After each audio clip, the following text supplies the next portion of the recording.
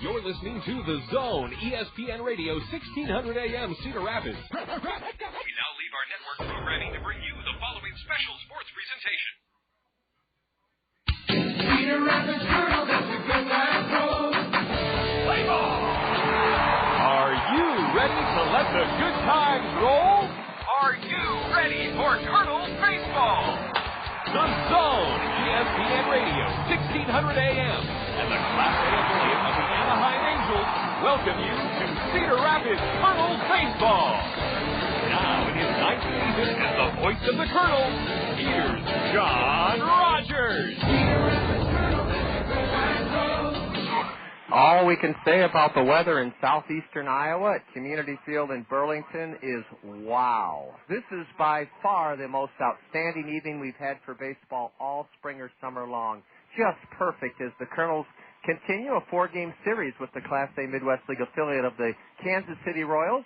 Here at Community Field against the Bees, the Kernels have won 6 of 7. We're taking on the Kansas City Royal minor leaguers for the 15th time this season, and we'll conclude our season series with the series finale in the new Veterans Memorial Stadium tomorrow evening. The Kernels have whipped the Bees in the first 2 games of this series, Saturday night 3-2 and yesterday 6-2 in our home yard. Addison Boughton is with us this evening. Addison is one of our fine young interns, and Addison's made the trek down 218 and Highway 34 to take in baseball Burlington style this evening. A special guest this evening and tomorrow night on the Dugout Interview, a fellow that pitched in the big leagues for 17 years. He was an original Kansas City Royal. He's the pitching coach here in Burlington, Tom Bergmeyer. Tom joins us next from Community Field. This is Kernel Baseball on the Zone. Kernels fans, your Cedar Rapids Taco Bell restaurants have something new for you to cheer about this season. A Taco Bell 10 spot. When the Kernels score 10 or more runs in any game this season, you'll score beef tacos for just 39 cents the very next day at any Cedar Rapids Taco Bell. That's a savings of 50 cents per taco. Limit 10 per customer. Remember, when the Kernels put up a Taco Bell 10 spot by plating 10 or more runs in any game, you get up to 10 39-cent beef tacos the very next day at any Cedar Rapids Taco Bell. None of us can do anything about a bad day, but we can make certain nothing happens to all of our tomorrows. Take everything out of the hands of chance with a well-planned insurance program tailored specifically to your needs. Phil Andrews, your local Pekin insurance agent at Weidenhammer Andrews Agency, is an expert in insurance matters. Phil Andrews will develop the right insurance plan for your home, car, business, and life. Depend on Phil Andrews, your hometown professional with Pekin Insurance. Not too many folks have pitched 17 years in the big leagues. Burlington Bee pitching coach Tom Bergmeyer, a lefty, accomplished that great feat, 745 games, and he played with a number of teams in the American League. He's been kind enough to share some time with us here from Community Field. And, Tom, I wanted to go back to your rookie year, 1968, I believe. They call it the year of the pitcher. Denny McClain won 31 games. The league, American League as a whole, hit just 230. The mound was higher. It was your rookie year. Do you remember it being that historic of a year now that you look back on it, Tom? Well, it certainly was for me because that was my first year in the major leagues. And you talk about Denny McClain winning 31. I was number 27 on that 31 list. He actually beat you late in the game? No, I had 3 starts in my major league career. That happened to be one of them. And we had a situation the day before where somebody got hurt or he couldn't start. So I said, give me the ball, I'll try it. Obviously, nobody wanted to face Denny McClain. So I got the hit off him. I pitched like 3 or 4 innings. And he threw pretty good, obviously. And that year he had everything working. And I just remember I was number 27 in the loss column. Tom, you were an original Kansas City Royal, and that must have meant a lot to you in your career to be a first guy on a first-ever team, and you played your first few years in Old Municipal Stadium. Yeah, that was a thrill. I mean, there was a big park. It was good for pitchers. Being one of the first Royals is obviously historic for me, too, but it's just it's a pleasure to play in the big leagues no matter where you are, and some of the big things that happened over the years, obviously the Denny McClain that first year in the major leagues was pretty exciting. And then, playing with good players, George Brett, Rod Carew, Wade Boggs, Carl Yastrzemski, Harmon Killebrew, and a lot of guys that are in the Hall of Fame, Carlton Fisk. And you look back now that he played with all those guys, but they deserve to be in the Hall of Fame for what they did. They were really great players. And Tom, when you list that litany of guys, and we may get to a few of them in a moment, but what draws you to this game? I look at a guy like Don Money, who played 15 years in the big leagues, you 17 years. There are guys who would golf every day and collect their big league pension, but you and Don Money are here at the grassroots working with these kids, and there's got to be a reason for that. Well, I enjoyed the game, not only coming up through the minor leagues and know what it's all about, but then having the opportunity to make the major leagues. I spent 6 years in the minor leagues as well, besides the 17 in the big leagues, so I know what all the minor leagues is about also. And then spending the time with the kids here and seeing them get better is kind of important to me. I mean, it's I've been a big league coach as well, and in the big leagues, guys are supposed to be already seasoned and ready to play in the big leagues. In the minor leagues, guys are just starting out, so for me, giving something back to the game, that's part of it. I enjoy the game. I mean, every day you come to the park, for me, it's still exciting.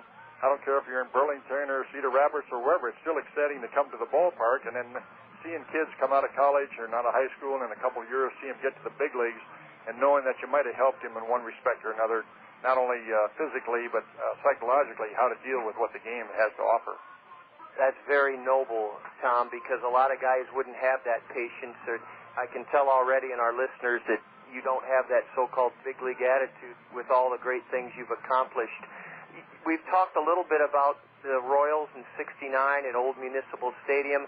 Ewing Kauffman was a unique owner, revered by everyone that I've ever talked to. They always called him Mr. Kauffman. Well, he deserved that respect. Not only was a very good owner, I think he had the right idea in the longevity for a team in Kansas City. It wasn't just buying a team in Kansas City, winning a pennant or winning a World Series and then selling it or trying to make a lot of money with it. He was part of the community, very important part of the community, I might add, and the team is a very important part of that community, and he wanted the Royals to stay there forever. Willie Wilson told me a story, and since Willie was a coach in this league a couple of years ago with the Diamondback minor leaguers in South Bend, he said late in his life, Mr. Kauffman came into what's now Kauffman Stadium, the new Royals Stadium, and he put $200 in every guy's locker. This was in the late 70s. The Royals were fighting for yet another division title, Tom, and he wrote a handwritten note with each $200 and said, "Go take your wife or girlfriend out for a good meal. Thanks for fighting so hard for the division." Do you have a story like that about you and Kauffman? Well, I remember we played a series in Yankee Stadium, and I can't remember if it was one of our first couple of years, and they beat us in a real tough game, and Ewing came in and gave a little speech after the game, and he said, "Boys, I mean, you fought hard, and we have a good organization, and I'm telling you one thing, in the future, we are going to win a bunch of pennants, and we are going to win the World Series," and it certainly came through, and I've never forgotten that. We're going to take a break from Community Field, where Tom Bergmeyer, the Burlington Bee pitching coach, is our dugout interview guest. The Kernels in the middle of a 4-game series with these Kansas City Royal minor leaguers. It's perhaps the most beautiful night for baseball we've had all season. Back with Tom Bergmeyer in a moment. This is Kernel Baseball on the Zone. Dun, dun, dun, dun, Da da da da da! Hey, call the A-Team! Hey, Matt, thanks for having us over for the game, but, we could have had it at my house. My TV is bigger, and my AC works. I thought you were supposed to get that fixed while your wife was out of town this week. Oh, man, I totally forgot, and she's coming home tomorrow. She's gonna kill you. What am I gonna do? You need to call the A-Team. The A-Team? Yeah, Ahern Plumbing and Heating. They can get your service in 24 hours, guaranteed. I better call Ahern Plumbing and Heating right away. Here's a fact about the new Veterans Memorial Stadium I bet you didn't know. All of the grounds surrounding our community's newest source of pride are maintained by Greg's Lawn Service. That's right, it's Greg's Lawn Service that provides you with that initial lift when you approach our magnificent new ballpark. Greg's Lawn Service can put their first-class signature on your yard, elevating it to the same immaculate condition you see around the stadium. Greg's Lawn Service, a cut above the rest since 1983.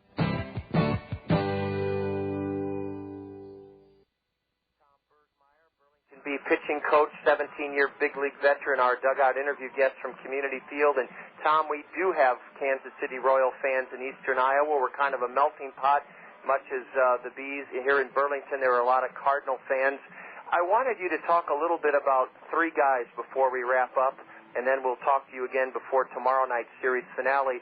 A guy who, when he came up, the crowd would chant, "A-O, A-O." I thought he was one of the most underrated center fielders in his era, Amos Otis. Well, A.O. was very smooth. A lot of times people thought that he wasn't putting out his 100% or whatever, but he was so smooth playing center field, did everything with a smile on his face. He'd run in the gap and catch him, and he'd just glide. And so he had a lot of ability to go with his attitude is very easy going. I never saw him firing helmets or throwing bats or whatever, and he'd come back after striking out, he'd put his helmet in the rack.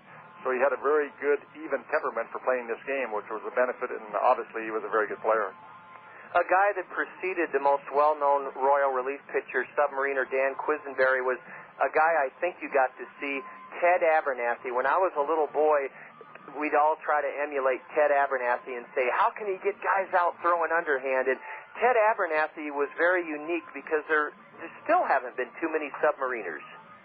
Well, I think Quisenberry took it out of his book after seeing Abernathy when he first came up with the Royals, and then Quisenberry was over the top and wasn't very successful and dropped down to become a submarine and was very successful, as we all know. But Abby was he was a unique individual. Not only did he have a good time at the ballpark, but off the field is very happy-go-lucky, loved the game, played a long time, and to this day, I still think back of '69 and those years where it was playing with him was exciting. Finally, Tom, a guy, again, a legend in the Royal organization, the smallest everyday player really to play in the big leagues, Freddie Patek. He was only 5'4". What made him stay around at the big league level for so long?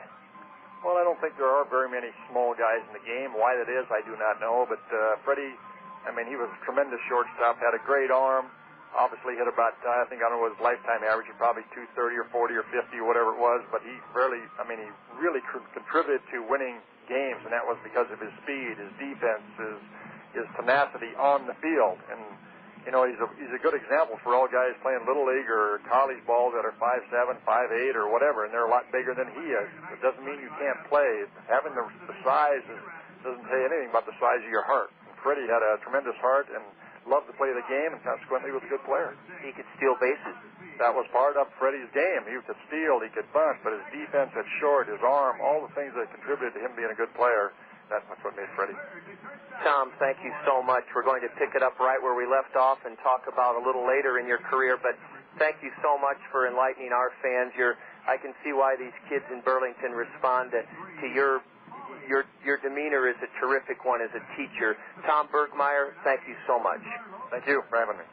Up next, Colonel Broadcast Assistant Addison and I will have this evening's starting lineups from Burlington, and then Tom will join us again before tomorrow evening's series finale in the new Veterans Memorial Stadium. Colonel Baseball's next.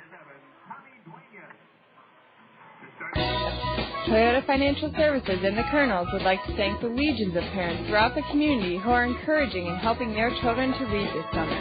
The time and attention you spend supporting your child's reading effort means the world to them. Toyota Financial Services and the Kernels thank you for making a true difference in the welfare of your children.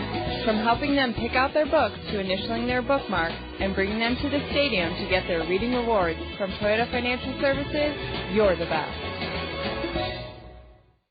Who cares what's in a hot dog? This country was built on the principle that wretched refuse could be made great. So when the tofu-obsessed among us ask what the hot dog is made of, well, the High Life man turns the question back on the questioner. You, sir, what are you made of? What spice do you add to the national knockwurst? No, you do not ask of the hot dog. The hot dog asks of you. Are you man enough to live the High Life? Miller Brewing Company, Milwaukee, Wisconsin, USA. Monday evening greetings from Community Field in Burlington, where the Kernels hope to cast their mastery over the Bees for yet another evening. The Kernels have won 11 of 14 against the Burlington Ball Club, and thanks to 2 wins in the new Veterans Memorial Stadium to start this series, the Kernels have made it back to the 500 mark in the second half, 15 and 15, and our road record has been terrific in the second half, 7-4. 28 and 18 overall are the Kernels on the road. Burlington has struggled this year. They're 36 and 64 overall, but have a better second half going, 14 and 16. With the sun shining brightly and the humidity low and the temperature in the mid-70s, you couldn't ask for a more delightful evening for Colonel Baseball. Addison Boughton, Colonel intern has joined us. Addison carved out this day on his calendar a few weeks back, and it's great to have Addison with us. He'll be setting the Allen Motor Company Kernels starting lineup for you in just a moment. Here's how Jim Gabella, the first-year skipper of the Bees and his Burlington Ball Club, will line up this evening. Brett Groves from Florida State will lead off at third base. Batting second is Walter Sevilla. He's from Nicaragua but went to school at Tennessee. Chris Lubansky, an impressive 19-year-old prospect for Kansas City, is batting third in center field. The designated hitter, 6'8" Cole Hilt, and he'll serve as the cleanup batter.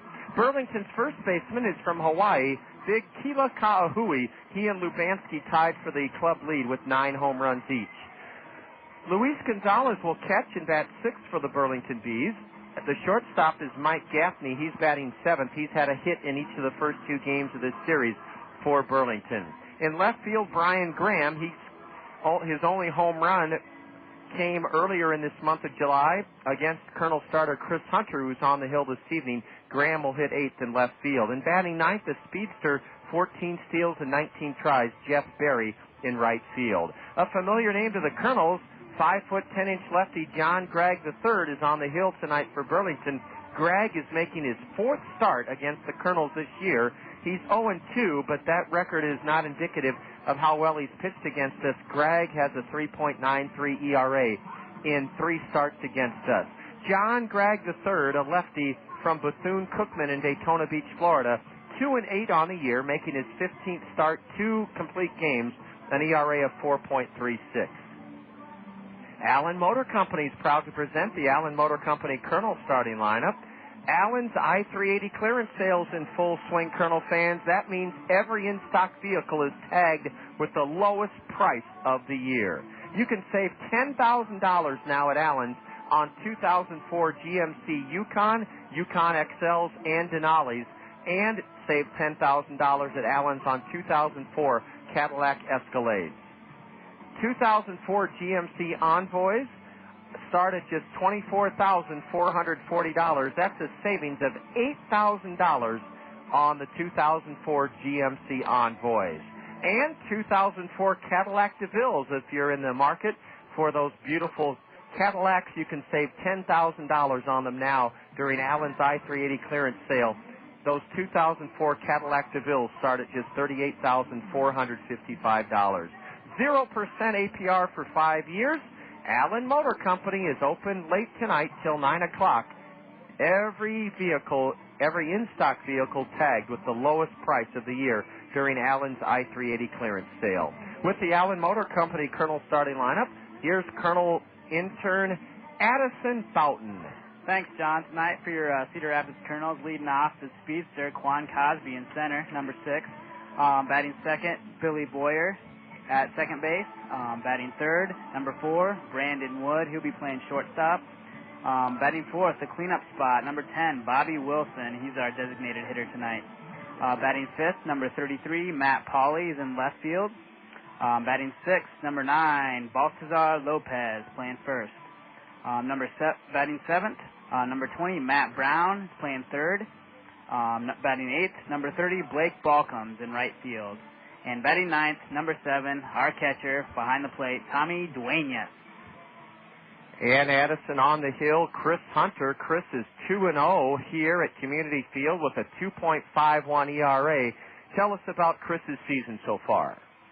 Chris had a pretty good season so far. It kind of started off kind of slow, kind of turned it around. He's been pitching great, pitched great last time against these Bees. Hope for another good one tonight, John. He's 6-4, a 4.19 ERA, and you've gotten to know Chris a little bit, Addison. He's one of the more mature and just delightfully kind and polite fellas on the ball club. Yeah, I think you put it very, very correct. Very mature, very nice young man. Carries himself very well. Not only a great baseball player, but a great human being. Anderson and Brown Eye Care is proud to present our Anderson and Brown Eye Care umpiring crew. This crew of umpires, Dixon Sturman behind the plate, his partner Bobby Price on the diamond. They have to have the goal of getting the calls right. That ability to focus on getting the calls right is a necessity, and Anderson and Brown Eye Care can help make sure your eyes focus properly for the everyday calls you have to make. Anderson and Brown Eye Care, proud to present the Anderson and Brown Eye Care umpiring duo. Addison, one of the most gratifying and uplifting experiences is unfolding on the diamond down below, and why don't you describe to the listeners what's happening? It's very similar to what we do at Cedar Rapids, the Dream Team. They have a Little League team that gets the great opportunity to run out on the field with the Burlington players, as they're called out. I just can't even imagine. I never got that opportunity when I was a youngster playing Little League, but we can only imagine what they're thinking out there. What a great experience for these little guys. Oh, what a great thrill it is. And the national anthem folks are coming out to the diamond. They have 4 young women that have marched out to the left of the dirt batting circle. They're going to face the diamond itself, and we'll pick up the public address announcer as he introduces our national anthem singers before the Bees and Kernels square off for the 15th time this season. Burlington has taken the field, and now let's join the public address announcer for the introduction of our quartet of women to sing the Star-Spangled Banner. And all were able to do so. Please stand in honor of our country as Michelle Vandenberg, Amanda Schiller, Alicia Schiller, and Ari Schiller perform our national anthem. Oh, say can you see by the dawn's early light what so proudly we hailed as the twilight's last gleaming through sunshine and bright stars through the perilous fight.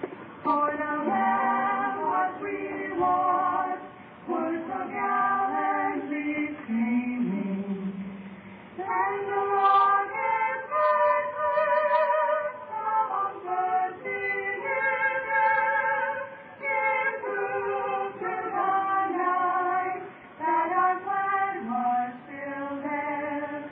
Oh, say does that star-spangled banner yet wave o'er the land of the free and the home of the brave. A very popular promotion known as Dollar Mondays here at Community Field. We'll have well over 1,000 on a beautiful night for baseball. It hasn't felt like July all July. Tonight, no exception. Addison Boughton, Colonel Intern, is alongside. Addison's going to share an exciting announcement with you when we return about the approaching 500,000th fan to come through the gates. That'll happen tomorrow at the new Veterans Memorial Stadium, and Addison will share the exciting news with you about that in just a minute. Our in-studio engineer is Bev Taylor. I'm John Rogers. Colonel Baseball from Burlington is just 1 minute away. This is Colonel Baseball on the Zone. Hey, man, what's up? Just get ready to kick your butt. Right. And mess up your hair? You just wish you could look this good. Boo! Nothing but net. Hey, I'm a busy guy. I don't have time to make my hair look as good as yours. I mean, who has time to schedule an appointment, let alone show up for it? Not me. I just go to Cost Cutters. I can get in whenever it's convenient for me. Nice shot. Yeah. So you're telling me you just walk into Cost Cutters and come out looking good? Well, for some of us, that comes naturally. But Cost Cutters makes it easier. They can do anything you want. A cool cut, even some color, and get some of that styling gel stuff to keep you looking good. Like me. Oh, so that's why your hair never moves. Oh, you're funny. Cost Cutters. Thanks, man. This will save me some time. Great. Then you'll have time to work on your game. Oh, yeah, that's funny. Are you a busy guy? Save yourself time and walk into one of our area's 12 Cost Cutters whenever it's convenient for you. Then relax, because Cost Cutters will make things easy and affordable for you. Cost Cutters. Live your life. We always have time for your hair. Tops and gray road trousers. Quan Cosby is a switch hitter batting right, and John Gregg III's first pitch is taken low. We're underway here at Community Field in Burlington. The third baseman is Brett Groves. He plays even with the base only 8 feet off the line. Quan hitting 245, and a breaking pitch according to Dixon Sturman just missed low. Ball 2. Cosby had a good day in the Colonel 6-2 win at home yesterday. 2 for 4. He singled and scored his first 2 times up. Ball 3 low to Quan. Addison Boughton is with us with some exciting news about the impending 500,000th fan to go through the new Veterans Memorial Stadium. It'll happen tomorrow evening at home as ball 4 is high to Quan. And Addison, we have a special reward we'll be presenting to a certain fan tomorrow evening. Yeah, to celebrate this milestone of 500,000 fans to pass through the gates of the new Veterans Memorial Stadium, the 502nd fan to pass through those gates Tuesday will receive a free night's rental in one of our Kernels suites. And that includes 20 tickets to the game and game programs. So that'll be pretty exciting for that 502nd fan that comes to the game tomorrow night. They'll be number 500,000, and that Diamond Suite is a $500 value. Billy Boyer, nothing for 6 in this series, takes a good fastball for a strike. Let's see if the Kernels do some running after Quan Cosby drew a leadoff walk. Here goes Quan, and the pitch is low. The throw to second. Quan just made it. Boy, Quan Cosby just got in ahead, and Bobby Magallanes now marching down the third base line. I'm not sure if he's just getting a better angle for Quan. The throw by Luis Gonzalez actually looked to beat Quan Cosby, but the ball trickled out of the mitt of Walter Sevilla, the second baseman. Now Billy Boyer, who took the pitch from Gregg for a ball, slams one foul off the catching mask of Luis Gonzalez. That's tomorrow evening then, Addison, that the 502nd fan will be counted as the 500,000th to come to our new ballpark in this its third year. Billy Boyer, a switch hitter, batting .237, swings and misses at a slider down and in. Billy is 0 for 7 in the series, and he has suffered through a rash of strikeouts. Struck out all 3 times yesterday. He'll get it back. Billy's too good a hitter to let a few bad at-bats get him down. He was, to his credit, trying to go the other way against John Gregg. Gregg is only 5'10", a lefty, 23 years old, and he's facing us for the 4th time this year. Brandon Wood will try to drive home Quan here in the first. Ball 1 low and away from the lefty John Gregg. Brian Graham is in left. He's playing very deep for Brandon Wood. Lubanski in center and Jeff Berry in right for the Bees who are in their white home uniforms. A curve, a strike. Brandon Wood faked a bunt. Brandon 2 for 3 in the Kernel win yesterday. Tied the game at 1 in the first inning with an RBI single. Then he tripled in the go-ahead run and scored in the Kernel 3-run third inning. Swing and a ground ball foul past third, and Brandon's in the hole 1-2. One thing about these two pitchers, Addison, they both will work quickly. We've seen Chris Hunter, and he's been very successful working quickly. John Gregg III also doesn't waste any time between pitches. Gregg working from the stretch with Cosby at second and 1 away. A turn and a look to second, and Quan dives back in safely. Addison Boughton is from a very, very recognizable community in Iowa that has big baseball ties. He'll tell you about it after this pitch, which is high and away.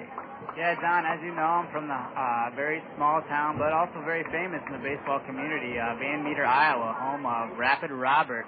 Bob Feller played several years with the Cleveland Indians. Well, he made a Hall of Fame career with the Tribe. Did Brandon check his swing in time on a curve in the dirt? Yes, he did, according to the home plate umpire Dixon Sturman, and now the count full to Kernel shortstop Brandon Wood. He uses a 2-tone color bat, a wide ash handle, and a black barrel, and he bats with an open stance, and he corks one in the air foul down the right field line. Keila Ka'ahui on the run, and Keila makes a terrific running catch. Quan will tag and advance to third ahead of Ka'ahui's throw, and there's more foul ball ground room here at Community Field than any other diamond in the Midwest League, and that's why Keila Ka'ahui was able to go at least 120 feet down the first base line, catch Brandon Wood's high pop foul over his shoulder, and there are 2 out here in the Kernel first inning. Quan Cosby went to third. That'll give Bobby Wilson a 2-out RBI chance. Bobby takes strike 1 called on the outside edge. It was a pleasure meeting Bobby Wilson's dad, Bob, and his younger brother, Richard. Strike two called on the outside corner as Gregg takes less than 6 seconds between pitches. And the Wilsons are back at home in Florida, tuned in tonight. Bobby on an 0-2 count, lines it into center field for a 2-out single. Wow, John Gregg left a curveball up out over the plate on an 0-2 count, and Bobby Wilson made him pay as Bobby lashed one past the outstretched mid of the Burlington left-hander, smashed it into center for a 2-out RBI. Bobby Wilson now has 52 RBIs on the year. He drove in a pair in the Kernel win Saturday night, had another RBI yesterday. He's at first for Matt Pauley, and strike one is called to Pauley. Like you said, John, Gregg just hung that curveball a little too high, and Bobby Wilson just lined it in the center field. Oh, and what a swing by Bobby to produce his 4th RBI of this series. Now a curve, strike two call to Pauley, who steps out. Matt Pauley hitting .266 this season, 6 homers, 51 RBIs. The next pitch just missed outside, apparently, for ball 1. Pauley, key to Kernel first inning yesterday with a hit-and-run single that helped the Kernels tie the game.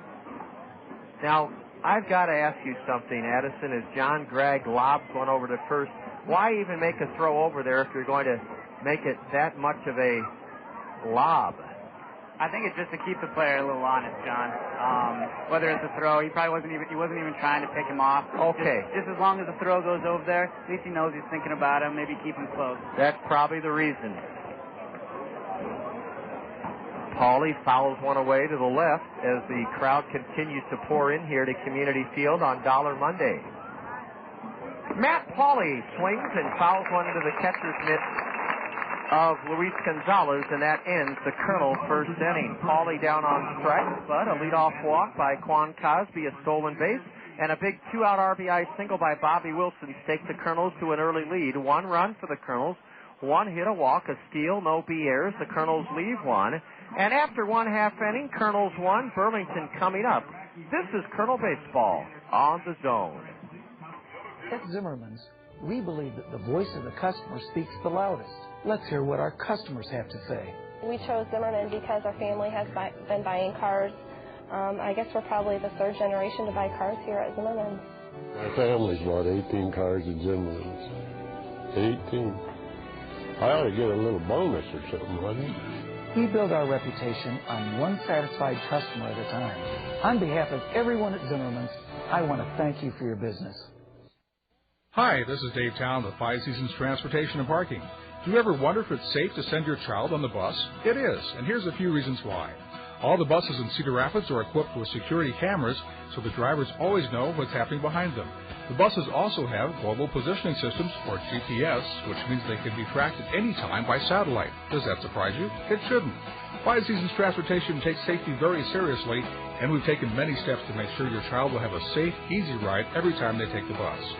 Even when your child isn't on the bus, 5 Seasons Transportation is helping keep them safe by using pollution-free biodiesel and alcohol fuels, Iowa products that help keep the air clean. And if your child is ever in trouble, they can always flag down a bus for help. I'm Dave Town, and I like to think of the bus as a traveling safety cocoon, motoring along Cedar Rapids streets. And keep in mind, if the bus is that safe and easy for your child, maybe you should think about riding the bus to work. Affordable, convenient, and safe. That's the bus. Ride it. 1-0 Kernels as we go to the bottom of the first inning. Chris Hunter making his 16th start on the hill for the Kernels. 23-year-old right-hander from Utah.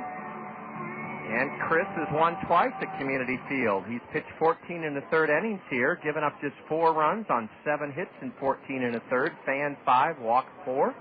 2 of his 6 wins have come right here at Community Field. Switch hitter Brett Groves out of Florida State will lead off. Groves, 0 for 4 yesterday with a walk. Fastball upstairs, ball 1 from Chris Hunter. A special Kernel hello to Thurman Harris. Thermy Harris, he's at Mercy Hospital recovering from an operation. And Thermy, we all send our thoughts and prayers with you and your wife Grace. I know you're smiling broadly and hoping for another Colonel win here tonight. A strike called to Brett Groves. Strike 2 on the outside corner. Brett in 19 games, batting .224. No homers. No homers, 8 RBIs. Don't know what that was, Addison, but somebody cheering for the Bees. A pitch tomahawk down the third base side in the air and behind third in fair ground, 20 feet behind the bag.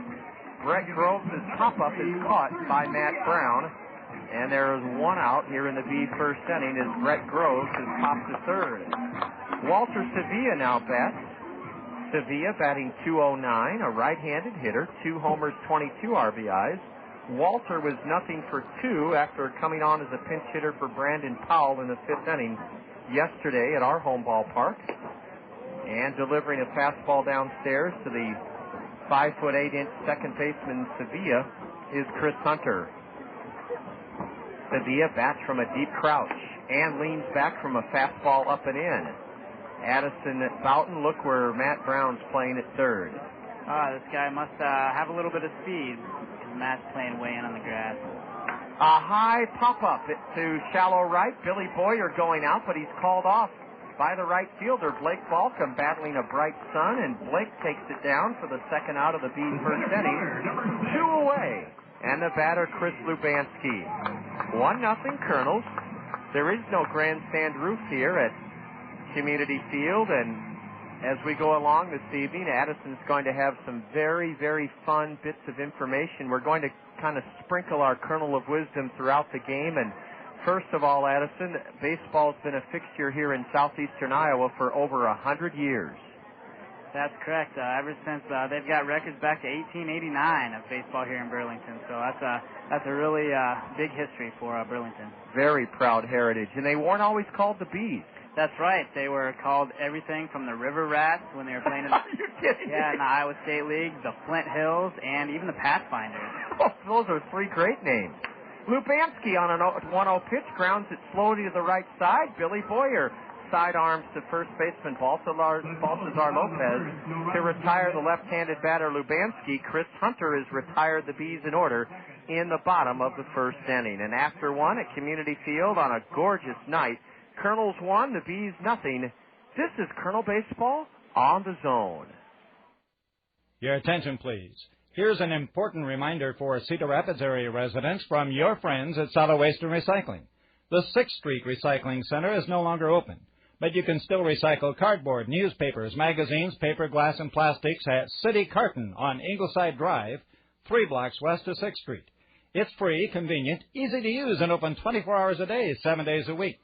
Remember the new recycling location, City Carton on Ingleside Drive, west of 6th Street, near Hawkeye Downs.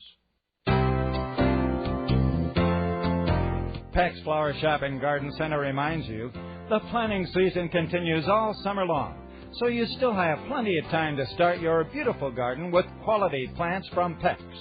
They have a large selection of perennials, trees, shrubs, and evergreens that are potted, growing, tenderly cared for, and ready to plant.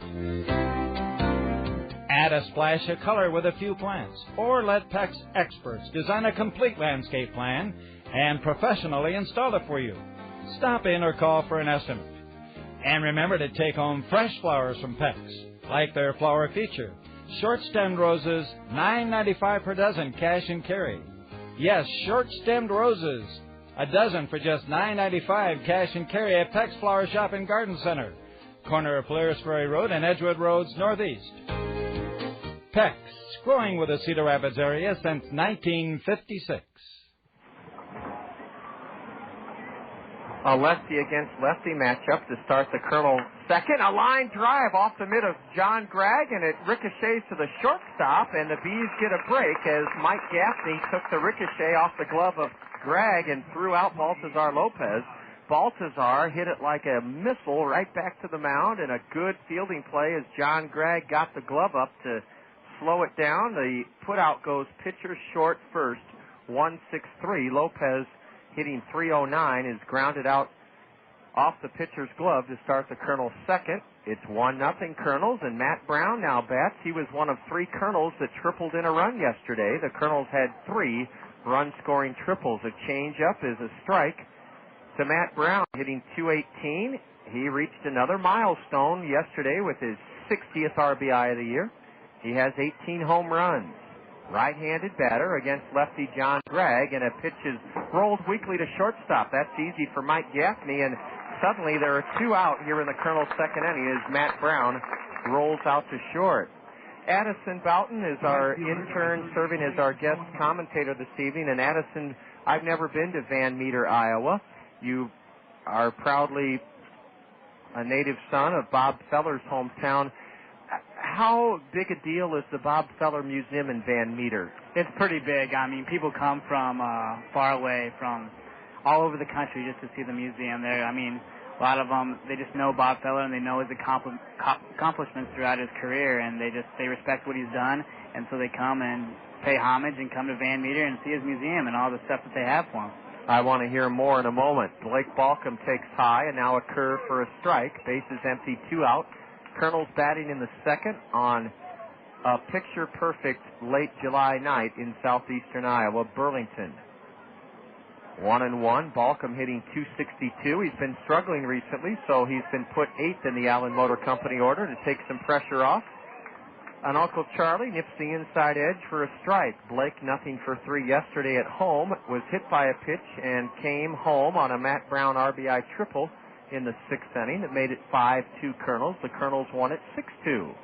A curve, and that should have been a called strike 3, but Dixon Sturman couldn't pull the trigger. It's now 2-2 on Balcom. John Gregg III, a 5'10" lefty, was a terrific offensive force with the bat at Bethune-Cookman, as well as being a star pitcher. Fastball outside corner, strike 3 called to Blake Balcom. A quick 1-2-3 inning for the Bees southpaw, who's making his 4th start against us this season. And after an inning and a half, the Kernels still lead the Bees 1-0. You're listening to Kernel Baseball on the Zone. Your buddies have been bugging you to join them. And after you gave them the maybe next year, a few years in a row, they nicknamed you Cubs fan. As in, hey, Cubs fan, you going to get on a bike and join us for the big ride? Or are you going to wait till next year? Peer pressure, which can be a good thing because next year is this year. You got the week off work. Start working out now for the really important next step. You go to Hall Bicycle Company, because inside that brick building is a team of experts who know what you need to finish the trip, not just make it to the first beer blast. Not only great road bikes, but helmets, gloves, shorts, shirts, shoes, and great advice, whether it's your first or 50th ride. And since the folks at Hall Bicycle Company are not paid on commission, you won't be getting any bunk, which is a lot more than you can save for your buddies. On 2nd Avenue at 5th Street, just a block east from the Cedar River Trail. Stop in and see for yourself that the world looks better on a bike. Hall Bicycle Company, since 1898. The way to pocket important savings is to take advantage of Chevron motor oils and lubricants from the Otson Oil Company, your local Chevron oil distributor. Chevron lubricants are made from higher quality base oils for better performance, and that means longer life for your engine. Contact the Otson Oil Company in Cedar Rapids for details on how you can save time and money with Chevron lubricants. The Otson Oil Company, serving Iowa with quality lubricants since 1933. Visit Otson Oil Company at www.otson.com.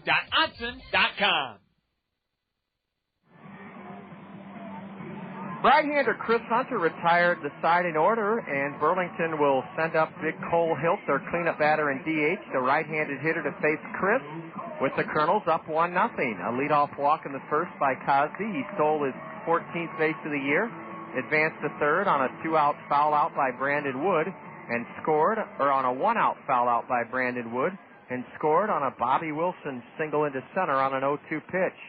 Cole Hilt, in 12 games as a Kansas City Royal farmhand, hitting .220, 1 homer, 2 RBIs for the big 6'8" right-handed batter, and he bashes the first pitch hard to the right side, and Billy Boyer up and over to first for the first out of the second inning. 1 away for Keila Ka'ahui. Ka'ahui, in his second year with the Bees, 6'3", 210 from Hawaii. 0-for-3 yesterday with the base on balls. Addison Boughton is from Van Meter, Iowa. He's one of our great interns this summer. And Addison, I'm still curious about that Bob Feller Museum. Ka'ahui, a left-handed hitter, looks at 1 away, ball 1. Is it in the actual farmhouse that Bob Feller grew up in? It is not. It's actually right into the city of Van Meter. Right when you come into town, it's kind of sitting there. You see it right as you drive in. It's a centerpiece then. It is. Ball 2 away to the big guy Ka'ahui, a wide stance. He wears a pair of white batting gloves and holds his black bat parallel to the ground. And rips one on the ground to second. Billy Boyer's been playing pepper with the Bees in this first couple of innings. That's the third straight Burlington batter that has grounded out to the Kernels second baseman. 2 away. What got it off the ground? Because Bob Feller is in his 80s now, and was it an easy decision for the citizens of Van Meter to spring the money for the museum? At first, I think it was a little difficult, but then everyone started to realize the importance of what Bob Feller did, not only as a baseball player, but serving in the war and serving our country. And they just thought it was fit to honor him with the museum. A strike down the middle to right-handed hitting Luis Gonzalez. Now Chris Hunter with another popping fastball. That's strike 2. We are playing at a very, very fast pace here tonight. The 0-2 to Gonzalez is squirted foul behind the plate.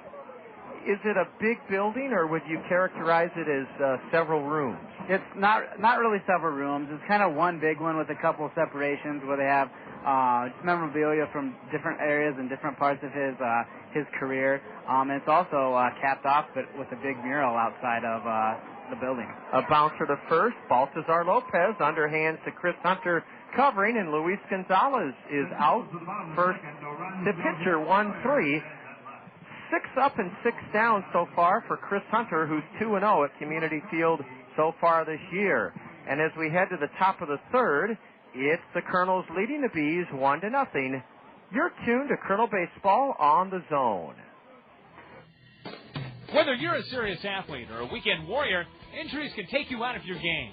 Smart athletes know that Physical Therapy Associates in Cedar Rapids are the experts in the treatment and prevention of sport-related injuries. Our expert staff serves the metro and surrounding area high school athletes.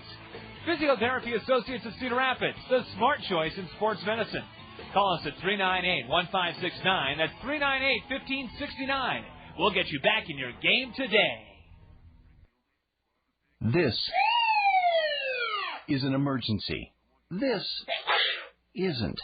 Say it's an evening or a weekend, and you have you don't need, but you'd rather not for your doctor's office to open. That's when it's time to visit a Mercy Care Urgent Care Clinic.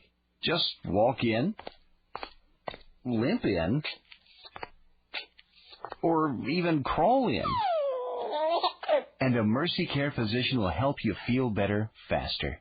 There's a Mercy Care Urgent Care Clinic near you. Mercy Care North in the new Mercy Health Plaza on Council Street Northeast, and Mercy Care South on Edgewood Road Southwest. Open Monday through Friday, 7:30 a.m. to 9 p.m., and weekends, 8 a.m. to 4 p.m.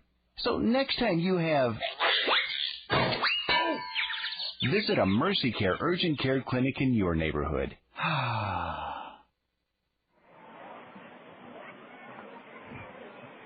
Right-handed hitting slugger Tommy Duenas is first up in the top of the third inning. Tommy hitting .215, 8 homers, 23 runs driven in, 15 doubles, and ball one is high from John Gregg, the lefty. Addison Boughton is with us, telling us about his hometown, Van Meter, and Tommy Duenas rolls one to shallow third. Brett Groves throws low, but in time to get Tommy Duenas. Groves had to come in front of third with his feet pedaling towards the plate. He threw low but out to get Duenas as the fast pace of this game continues. We have, before we hear a little bit more about the Bob Feller Museum in Addison's hometown of Van Meter, we have a very, very special Kernel fan to wish a happy 88th birthday to. It's Gladys Sturm, S-T-U-R-M.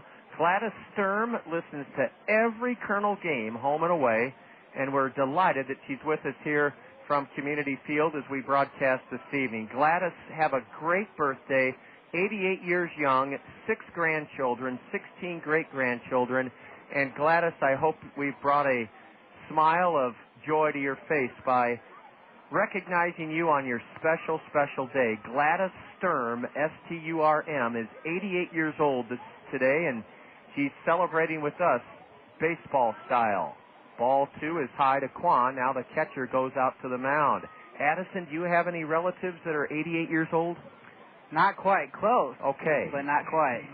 Well, Gladys is a fervent Kernel fan. She even gave Big League Baseball up for us. She loves Kernel broadcasts.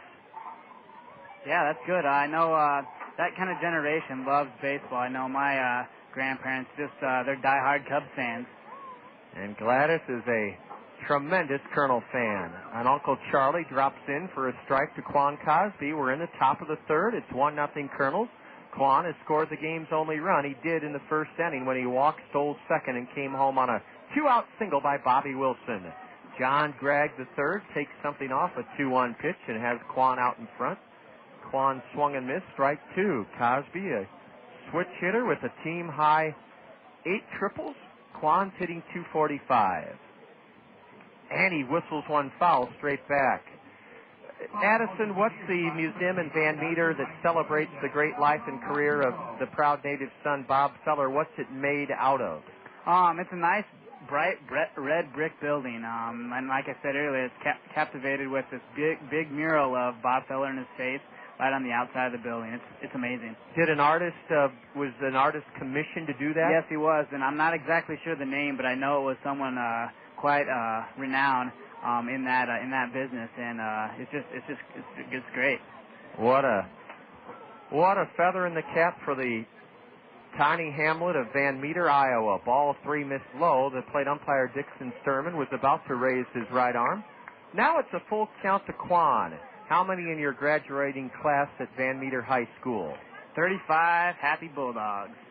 A drive into right, a base hit for Quan Cosby. Quan is aboard for the second time. Cosby singled twice his first 2 times yesterday and scored twice. Quan has bashed a 3-2 pitch into right for a 1-out base hit here in the third inning. And Van Meter had a very successful baseball program. They did. It was like 6 years ago when I was in high school, we made it to the state tournament. Really didn't do much. We got beat in the first round, but this past season, the Bulldogs won the 1A state title. I bet there's kind of a field of dreams attitude in that Van Meter program. Ball 1 is upstairs to Billy Boyer, who struck out swinging in the first inning. Billy, a switch hitter in 17 games, batting .237, a homer, 7 driven in. Billy, one of the few pros that doesn't wear batting gloves. He stands straight. You talk about a tongue twister. I sounded like Tweety Bird. He stands straight away from the right side. And Greg had another one of those kind of lobs over first, John. I know. I'm kind of wondering what he's doing there. He hasn't shown his best move yet, let's say that. A high can of corn lifted into shallow left, coming on, and underneath it to grab it is Brian Graham. Billy Boyer has flown out to shallow left for the second out of the Kernel third inning. The batter, Brandon Wood, his foul pop down the first base line on a 3-2 pitch in the first resulted in the second out of the inning, but advanced Quan Cosby to third, and then he scored on a Bobby Wilson liner into center to make it 1-0 Kernels. It's 1-0 Kernels here in the top of the third. Quan may be trying to steal his second base of this game. Now a much better pickoff move, a throw to first, and Quan dives back safely. Gladys Sturm is 88 years old. She has 6 grandchildren and 10 great-grandchildren, and I hope they're all baseball fans. There's another quick move by Greg. I think he knows that Cosby's got some speed and probably trying to take second on him. Quan has a very short lead as Brandon Wood looks at strike 1 on the outside edge. John Gregg III is 2-8 on the year, a 4.36 ERA. His last start was a no decision last Wednesday up in Appleton, Wisconsin, a Burlington 8-7 win. Strike 2 called to Brandon Wood. In that start last Wednesday in Appleton, Gregg went 3 2/3, gave up 7 runs on 8 hits to the Timber Rattlers, fanned 5 3 2/3, walked 2. He was a no decision in a Burlington 8-7 win. Quan is running, the throw to second in plenty of time, and the tag made by the second baseman, Walter Sevilla. Quan Cosby is thrown out to end the Kernel second, trying to steal second. The play went 2-4. In the third inning, no runs for the Kernels, 1 hit. There were no B errors, and the Kernels leave the bases empty. Chris Hunter has retired the first 6 in the B order tonight. He'll work the bottom of the third, holding a 1-0 lead. This is Kernel Baseball on the Zone. As a parent, have you ever experienced the frustration of watching your child struggle at school because of poor study habits? Did your child's grades suffer last year because of poor organization? Do you wish your child would be more motivated at school to realize his or her true potential? If the answer to any of these questions is yes, then EduCare Learning Center has a proven study skills program just for your child. EduCare Study Skills Program has helped hundreds of area students gain the study skill tools necessary to turn grades around. So if learning how to study needs to be your child's first lesson, this year give EduCare a call. Classes begin Monday, August 9th and Monday, August 16th, just in time for school this fall. Space is limited. Call EduCare Cedar Rapids today at 832-1965 and get this year started right. That's EduCare of Cedar Rapids, 832-1965. EduCare is fully accredited by the North Central Association of Colleges and Schools. Airport National 27-hole public golf course invites you to join our golf family all year with these great specials. 2-for-1 green fees with cart, 2-for-1 range ball, 2-for-1 mini golf. Listen to this unbelievable new special. Only $25 per person for unlimited golf with cart all day long on weekdays. And only $27 per person for unlimited golf, including cart on weekends. Play unlimited twilight golf till dark with free riding cart for only $16 per person. Enjoy fast, friendly, and fun family golf at Cedar Rapids Airport National. In order in the bottom of the third inning, Mike Gaffney, Brian Graham, and Jeff Berry to face Kernel right-hander Chris Hunter. Chris has pitched 92 in the third innings on the year, allowed only 90 hits in 92 and a third, fanned 55, and walked 32. The league hitting .252 against Hunter. He pours in the strike one call to right-handed hitting shortstop Mike Gaffney. Gaffney from New York Tech hit .275 in the Arizona Rookie League last year, and he rips one foul past his skipper coaching at third, Jim Gabella. The wall here is made of plywood, 338 feet down the left field line, 318 down the right field line. It's 16 feet high in right, 8 feet high in left, and it is a plywood wall. The warning track material here is brand new. It's crushed limestone. Gaffney is now in the hole 1 and 2 as Chris Hunter's 0-2 is in the dirt. Mike Gaffney hitting .157, a homer, 13 RBIs. He's 2 for 6 in this series. Uncle Charlie on the inside corner. Gaffney was spinning away from it, and it nipped the inside edge, according to Dixon Sturman, the home plate umpire. Strike 3 called to Mike Gaffney. Like you said, John, the warning track and stuff is made of that limestone. A little unconventional, white color instead of red, but to be honest, it looks great. This whole diamond caught your eye, Addison, right when we walked in around 2:45 this afternoon. You were just in awe of how beautifully groomed this diamond is. Very nice grass. Pitch trickled foul up the first base line by Brian Graham. His only home run came against Chris Hunter earlier this month in this ballpark. Graham hitting .170, a homer, 17 RBIs. Brian is a left-handed batter. He was taken in the 16th round by the Royals last year out of Division III powerhouse William Patterson in New Jersey. Hunter misses low for ball 1. Chris has now retired 7 straight Bs. The Kernels lead it 1-0 in the bottom of the third inning. A ground ball past the mound into center off the glove of Brandon Wood, and it's a base hit.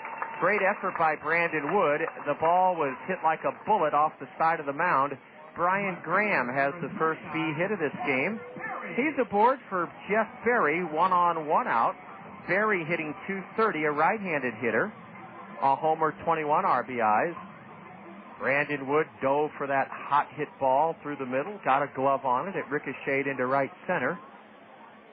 There, go ahead, Addison. I was just saying, I think the Kernels have to kind of watch out for the bunt here, possibly. He's got a lot of speed, Barry does. Yes, he does. And a throw to first, and Graham scampering back, standing up safely. With 14 stolen bases, only caught 5 times. I think Brownie and Polly should be kind of watching out for the bunt here. Let's see if Barry tries to bunt his way on.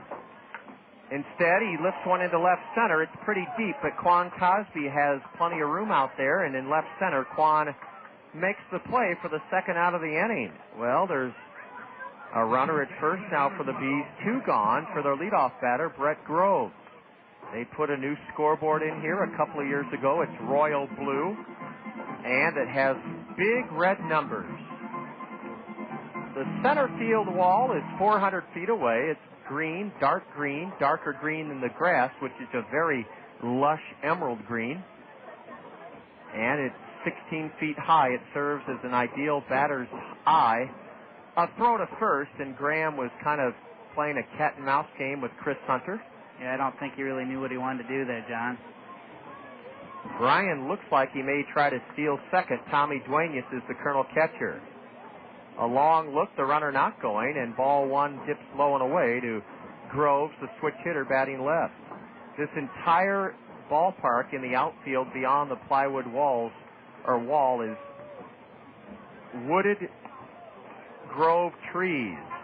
That was a close play at first, John. I thought he had him. So did I. I was waiting for the base umpire, Bobby Price, to signal out as Brian Graham just got back in hand first ahead of Hunter's pickoff attempt. Brett Groves looks at a strike at the knees, a fastball from Chris Hunter, and the count now even 1-1 to the B leadoff batter. He popped to Matt Brown, the third baseman, his first time up. 1-0 Kernels, bottom of the third inning. Burlington's Graham has a bigger lead now. He's not running, and a pitch drilled into left for a base hit. B runners at first and second with 2 away. Brett Groves did a nice job of smacking a pitch on the outer half, thrashing it the other way into left. Matt Pauley got it back in, and the tying run, Brian Graham stopped at second. Walter Sevilla now has a chance to tie the game or give the Bees the lead.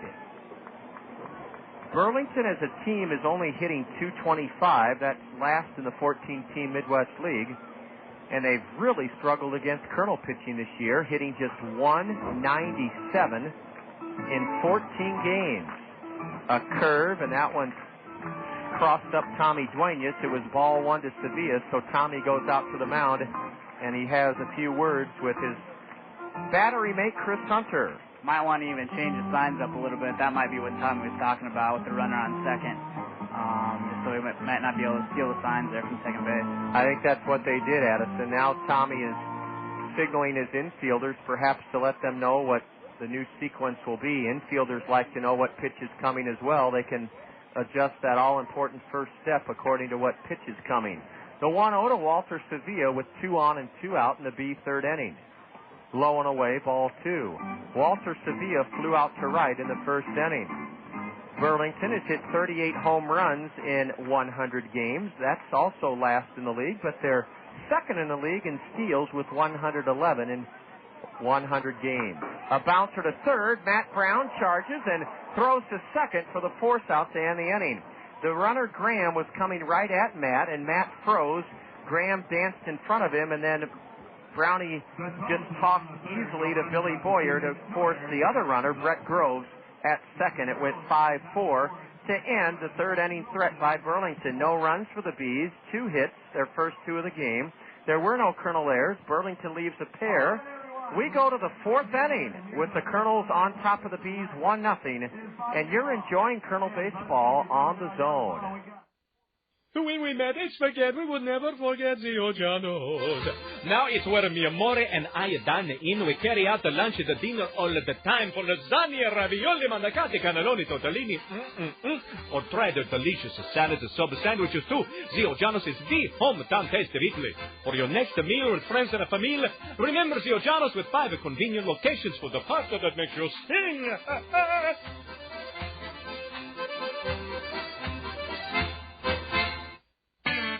There's a dream of life in your heart to tell you you're one of a kind. This is your time, just for you. Rise up, be strong. Originality lasts a whole lot long. Nothing's better. Dr. Pepper. The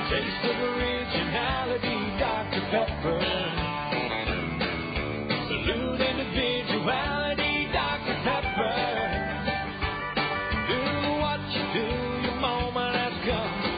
You're not like anyone, nothing's better.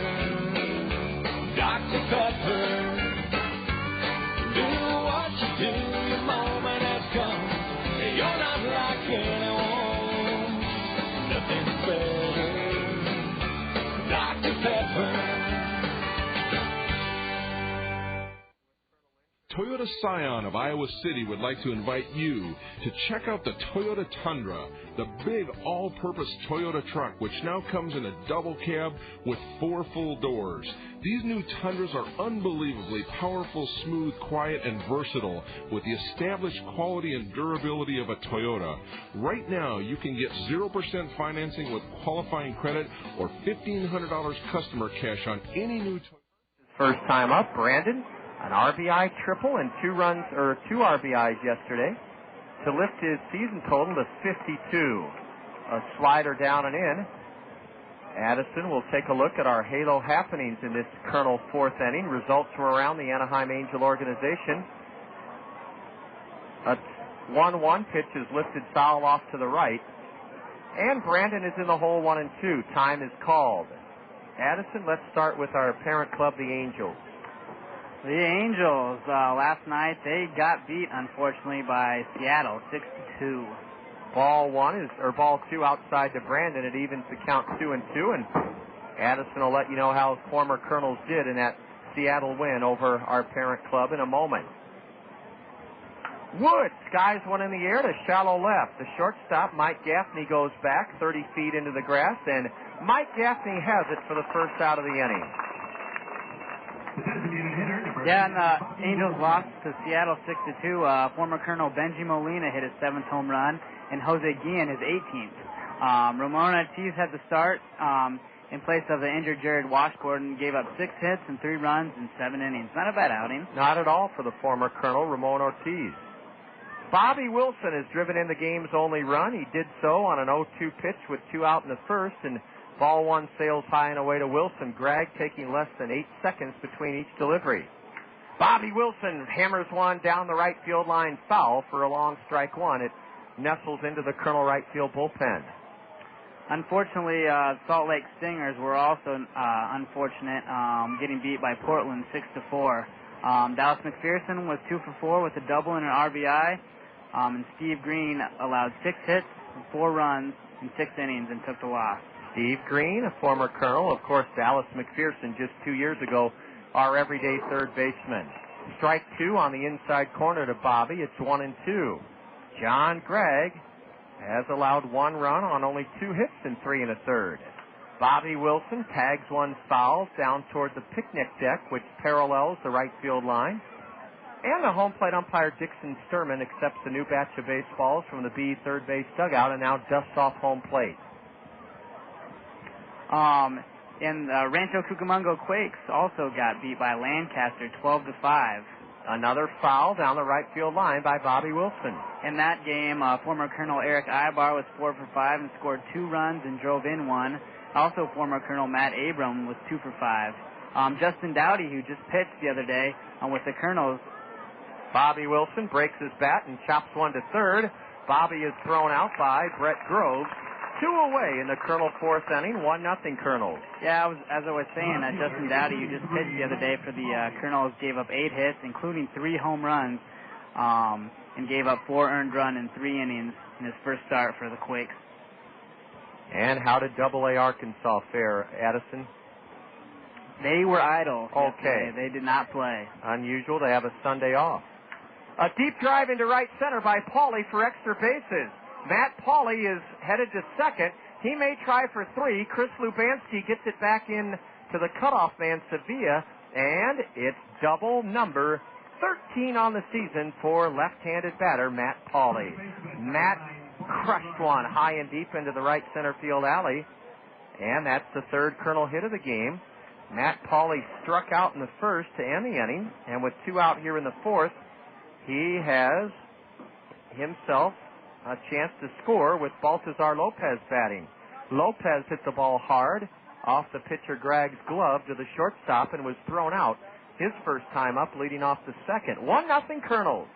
Lollipop curve from the B lefty stays high and in to Baltazar Lopez. The lights are on here at Community Field. I mentioned earlier that the Kernels are 6-1 here against the Bees this year. Ball 2 has Baltazar jackknifing out of the way. I also did not mention, John, that the Mesa Angels got beat by the Scottsdale Giants 7-4 in the Rookie League. We'll want to hear of Mesa's record along with Provo's record here in a moment. Those are the two teams that are the feeder. Lopez calls time. How about Provo? How did they do yesterday? Provo, they got beat 4-2 by Helena. Sean Rodriguez, also a former Colonel, was 0 for 3 and struck out twice. A curve is ball 3 to Lopez. It just missed inside. Baltazar will likely be swinging on this 3-0 count. Whether Gregg will give him anything good to hit's another story with the base open at first. But I think Lopez will be given the green light. A curve, and it's ball 4. John Gregg wouldn't give in and give Lopez a fastball. And Matt Brown, the Colonel leading run producer this year, has a chance with 2 on and 2 out to add to the Colonel narrow 1-0 lead. The records of Provo and Mesa, Addison. Provo, despite the loss yesterday, they're 19-17 in first place in the Pioneer South Division. And I know Mesa hasn't had nearly as much success. Nope, they're struggling a little bit, John. 5-22, and they are in 9th place in the Arizona League. Pauly at second, Lopez at first. Matt Brown lays off a fastball high. Brownie grounded out to shallow short his first time up. Matt had an RBI triple yesterday, one of 3 Colonel RBI triples. Hey, John, wouldn't it nice to have another RBI triple right here? Oh, you're not a kid, Addison. Ball 2 outside. Addison Boughton is from Van Meter, Iowa, and Addison will tell you in a little bit during the middle part of this game the thrill he had working in the Iowa men's basketball program. John Gregg has slowed it down a bit. A curve, a dandy strike call to Matt Brown. Addison, a great opportunity for you. Oh, it was wonderful. Working 4 years while I attended the university, working with Coach Alford in the basketball program at the University of Iowa. Once-in-a-lifetime experience. I learned more than I've learned anywhere else. It was great. Matt Brown laid on a fastball, cut through it, strike 2. What's Steve really like? He's a great guy. Worked for him for 4 years, like I said. Nothing but good to me. Took care of me. Very hard worker. And also expects a lot from his players. Nothing wrong with that. His motto, work hard and have fun. 2-2. The deuces are wild. 2 on, 2 out. 2 balls, 2 strikes to Brown, and Matt calls time and steps out. Matt Brown hitting .218. Has slugged a team-high 18 home runs. He's trying to add to the Colonel 1-0 lead with 2 on, 2 out in the 4th. Swing and a miss, strike 3. Matt Brown stands on a fastball in on his hands. And in the Colonel 4th, no runs, 1 hit, a walk. There were no B errors. The Colonels leave a pair and have left 3 aboard through their first 4 at-bats. Only 1 run in the game so far. It was scored in the first by the Colonels after 3.5. Colonels 1, Burlington nothing. You're enjoying Colonel Baseball on the Zone.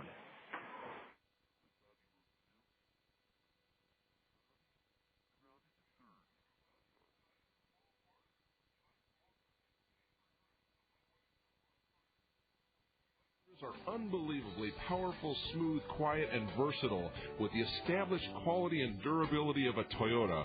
Right now, you can get 0% financing with qualifying credit or $1,500 customer cash on any new Toyota Tundra at Toyota Scion of Iowa City. Your buddies have been bugging you to join them. And after you gave them the maybe next year, a few years in a row, they nicknamed you Cubs fan, as in, hey, Cubs fan, you going to get on a bike and join us for the big ride, or are you going to wait till next year? Peer pressure, which can be a good thing, because next year is this year. You got the week off work. Start working out now for the really important next step. You go to Hall Bicycle Company, because inside that brick building is a team of experts who know what you need to finish the trip, not just make it to the first beer blast. Not only great road bikes, but helmets, gloves, shorts, shirts, shoes, and great advice, whether it's your first or 50th ride. And since the folks at Hall Bicycle Company are not paid on commission, you won't be getting any bunk, which is a lot more than you can save for your buddies. On 2nd Avenue at 5th Street, just a block east from the Cedar River Trail. Stop in and see for yourself that the world looks better on a bike. Hall Bicycle Company, since 1898.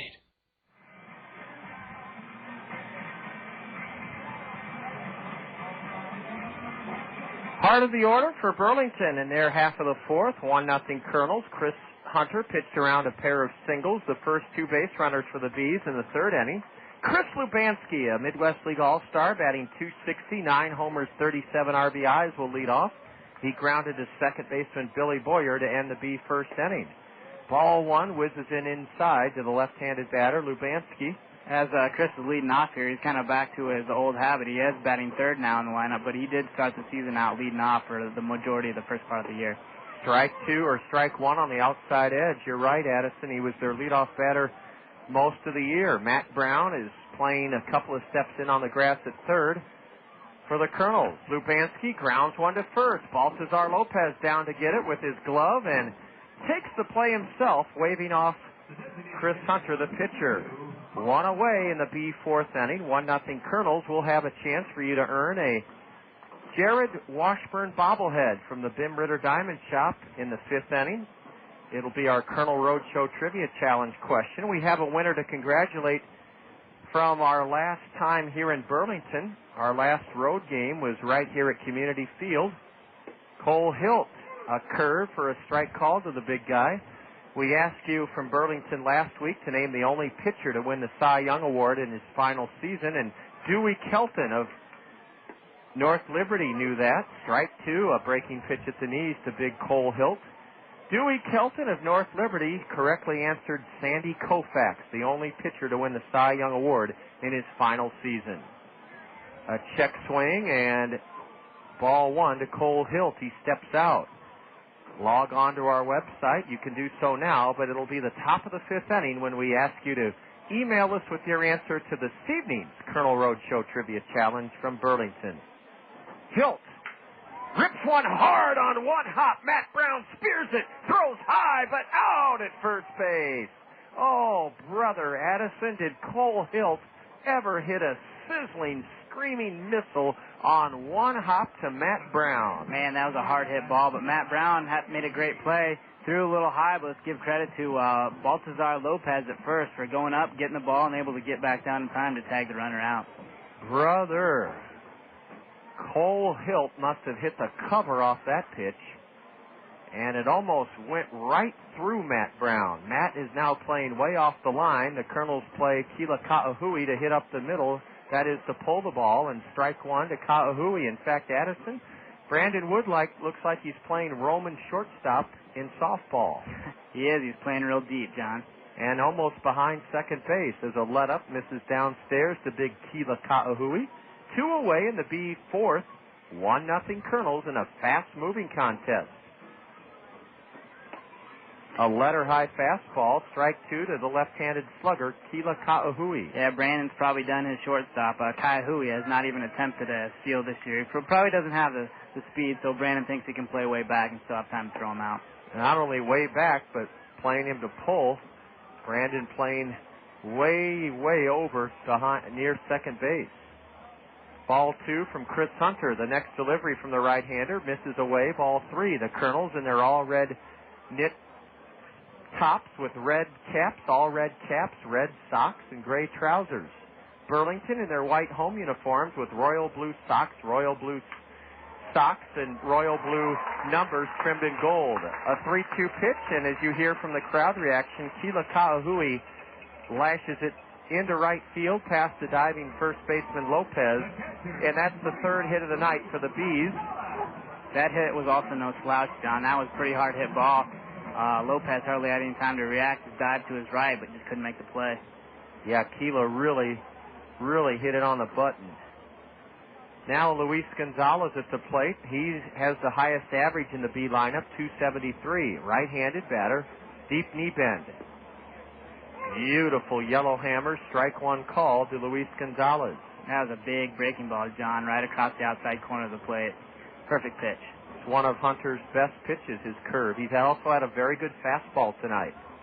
There's a curve, and it's tipped foul into the mid of Tommy Duenas. That thing broke a good 5 feet. Chris has been doing real good tonight. He's keeping the hitters guessing. He's mixing up his fastball and his curveball, and that third curveball is really breaking good for him tonight. So just keeping him off balance. What will he pitch on 0-2?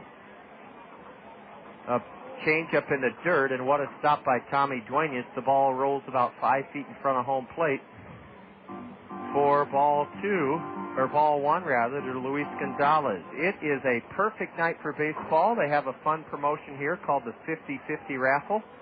A couple of nice kids selling the 50-50 chances. And a swing and a miss on a curveball. Chris Hunter is retired his second B on strikes this evening. He pitches around a 2-out base hit by Keila Ka'ahui, getting Gonzalez on a curve. No runs in the fourth for Burlington. A 2-out single, their third hit of the game. There were no Kernel errors. The Bees leave 1 and have stranded 3. Our Kernel Roadshow Trivia Challenge is coming up in the Kernel 5th inning. As we head there, it's the Kernels 1, Burlington nothing, and you're enjoying Kernel baseball on the Zone. Gas prices giving you the blues? Get into Randy Keel Honda and save with great fuel mileage on all Hondas in stock. Still need the SUV, you say? Well, the competitive CR-V will get 24 miles to the gallon. The safest, best family sedan, the Honda Accord, will definitely save the family pocketbook with 34 miles to the gallon. Save even more on gas mileage with the compact Civic, getting you there in 38 miles to the gallon. Or the amazing fuel mileage of the Honda Civic Hybrid, 48 miles to the gallon. And that is in the city. Randy Keel Honda has a huge selection of pre-owned Hondas, too, all with exceptional fuel mileage. Randy Keel Honda, the home of confidence, has many other pre-owned vehicles priced to move as well. Randy Keel Honda boasts the best prices in Iowa on new and pre-owned vehicles. Start the savings now and get into Randy Keel Honda, 4425 Centerpoint Road Northeast, or on the web at randykeel.com. Look around you. Everyone's different. Some of us are tall, many of us are short. If you think about it, there are many important differences among people. That's what makes us all individuals. Insurance needs are individual, too. Talk to your Pekin Insurance Agency, Sheets, Forrest, Draper Insurance in Marion, about the proper insurance coverages for your individual needs. See Scott Draper at Sheets, Forrest, Draper in Marion about insurance for your home, auto, life, health, or business. You can depend on your hometown professionals with Pekin Insurance. Number 8 hitter Blake Balcom in the throes of a tailspin at the plate, tries to bunt his way on, and he bunts foul behind the plate, strike one. It's the top of the hour in eastern Iowa. Great to have you with us, whether you're tuned in on the radio or from coast to coast on the internet. This is Kernel Baseball on the Zone, ESPN Radio 1600, KCRG, Cedar Rapids, Iowa. Balcom tries to bunt again, and this one sails up into the crowd, where a father sitting with his little girl just reached up and made her night by catching that foul pop bunt and then giving it to his little 3-year-old daughter.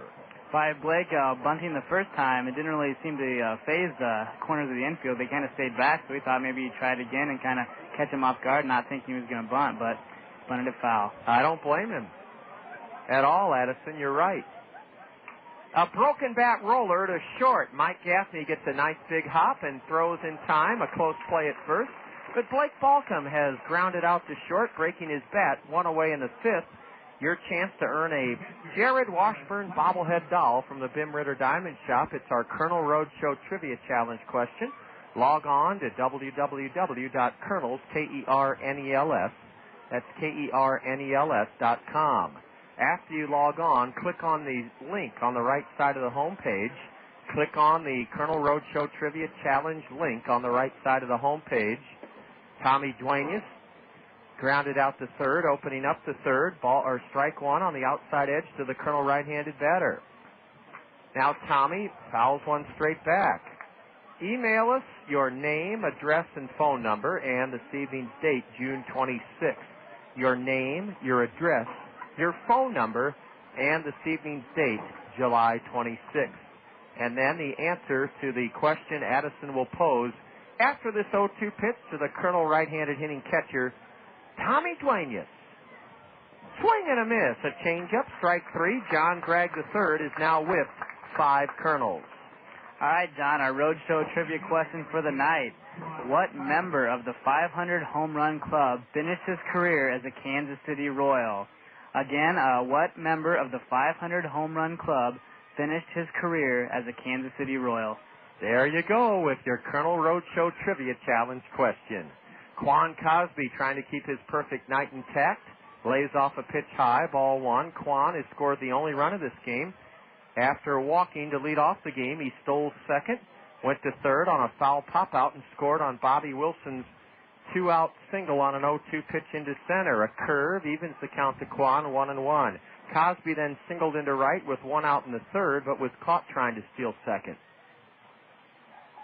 Gregg misses low and in, and it's 2-1 to the Colonel switch-hitting outfielder.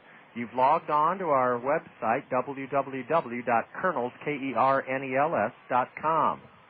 Then you've clicked on the special link on the right side of the home page to email us your name, address, phone number, and date, June 26th, and then the answer to the question that Addison will throw at you one more time.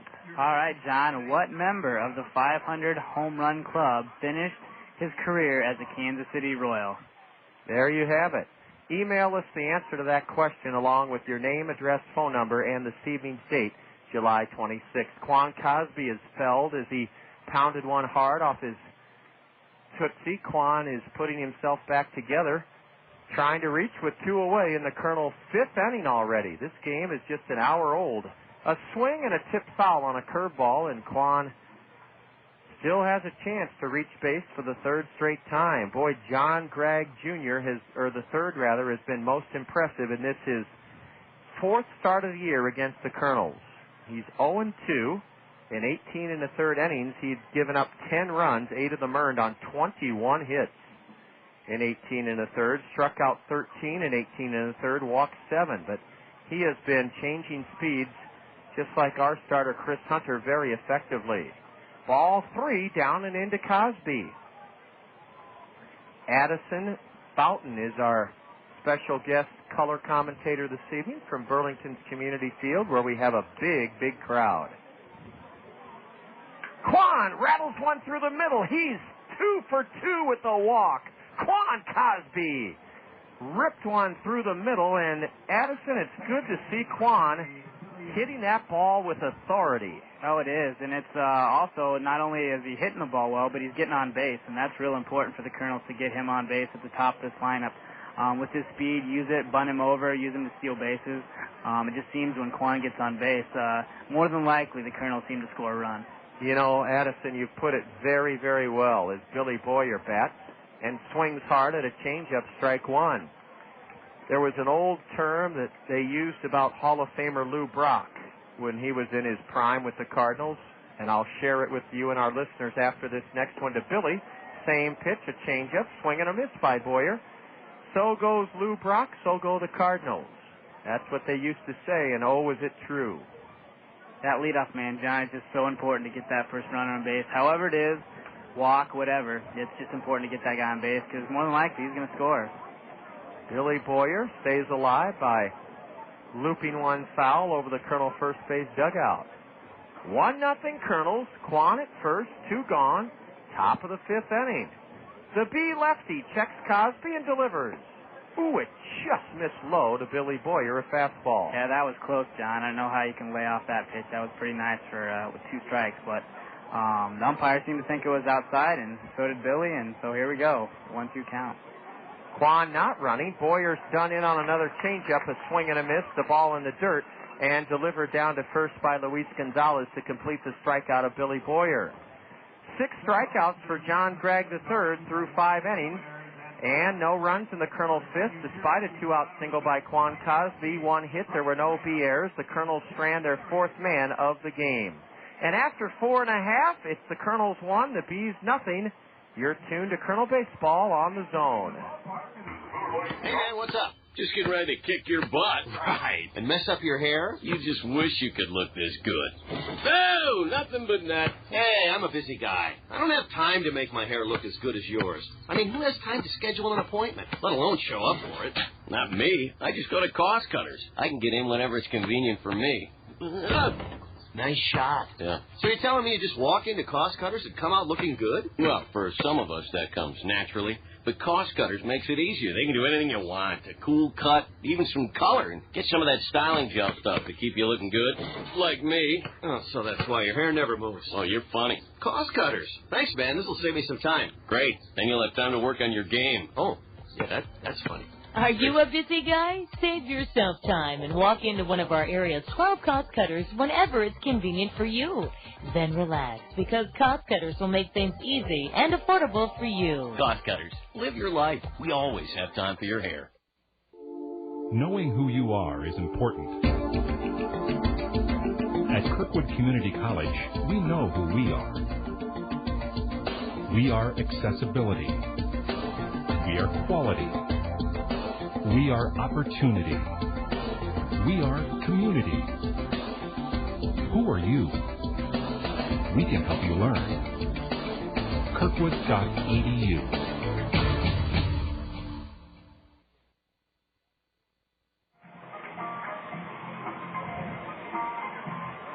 Mike Gaffney, the shortstop, batting seventh in Jim Gavella's order, will lead off here in the bottom of the fifth. Gaffney struck out looking on a sharp breaking pitch from Chris Hunter. His first time up. Ball one is a fastball low and in. Addison Boughton is with us from the University of Iowa.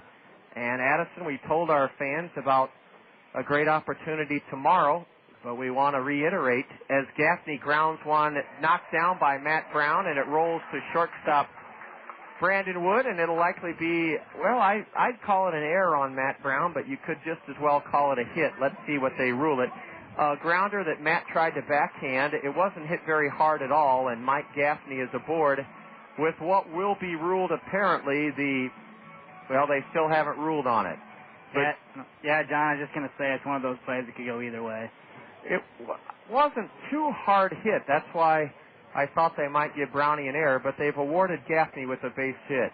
Here's Brian Graham, who singled hard into center his first time up. Mike Gaffney is the tying run at first with nobody out in the bottom of the fifth inning. An infield single for Gaffney. Addison, not only do we have a chance for our 500,000th fan, there goes the runner, a pitch out. Tommy Duenas throws to second, and a good scoop by Billy Boyer, who tags out Gaffney. Mike Gaffney is caught trying to steal second on a pitch out, and Addison, the throw, short hop Billy Boyer, and there's a classic case of not letting a couple of tough at-bats affect your fielding. Billy made a very good pickup on that throw that was difficult to handle by Tommy Duenas. And the batter swung at the pitch he should not have. It was a late swing by Graham, and now he skies one foul off to the left. He's in the hole 0-2. Yeah, Gaffney slid in there hard to second, but Boyer wasn't rattled. He just stood in there, took the throw from Duenas, and made the play. Strike two to Brian Graham, the left-handed hitter. Now he pops one in the air to shallow left. Who wants it? Pauly is calling off Brandon Wood, and Matt Pauly, in 40 feet into shallow left, has it for the second out of the inning. Brian Graham is flown out to left. Addison, you'll do a better job of explaining what our 500,000th fan through the turnstiles tomorrow will receive.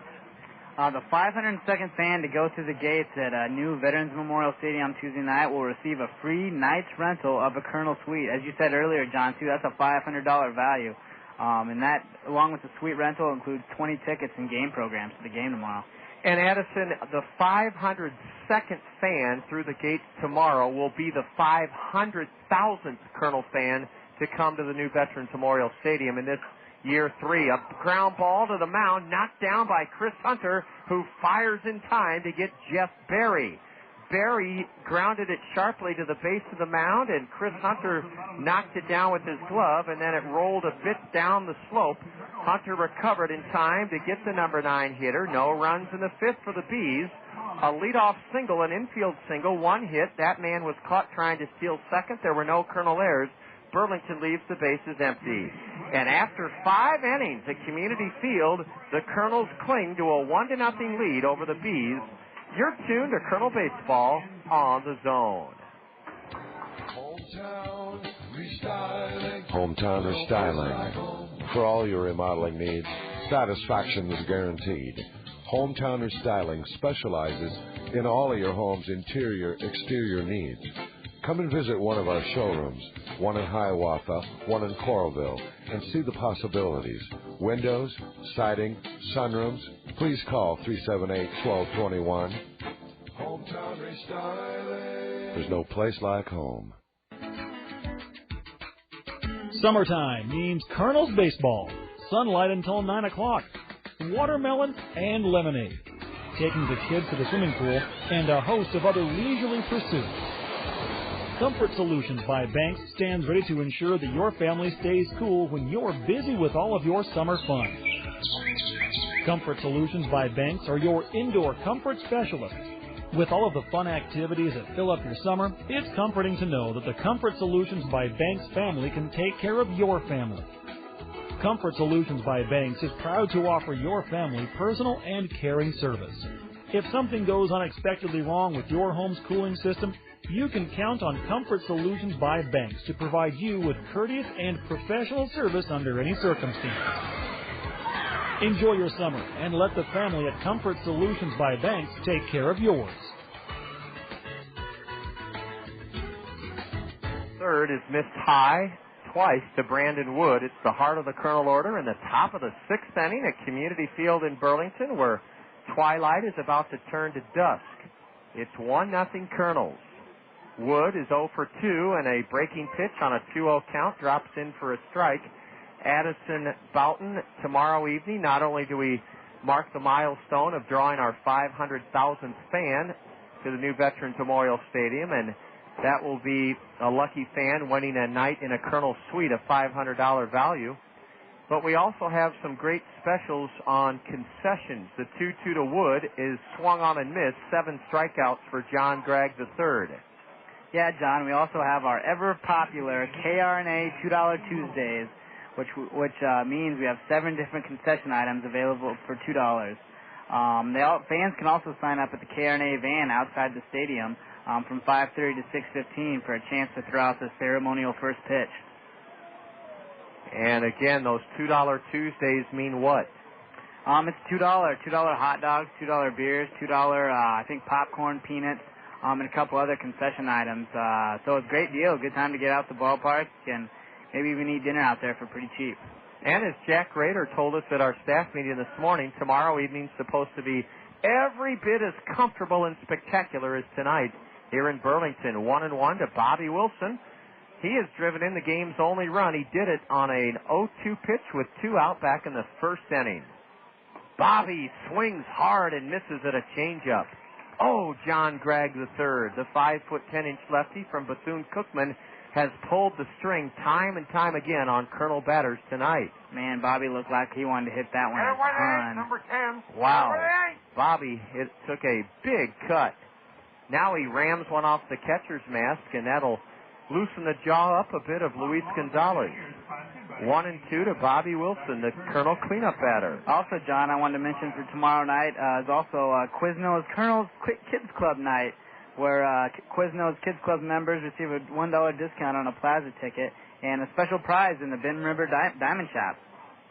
Come on out, kids, with your Quiznos Kernels Kids Club membership card. Ball 2 inside to Bobby Wilson, right-handed batter, straightaway stance, and a check swing roller to second. Easy play for Walter Sevilla, 2 out in the Kernels 6th inning.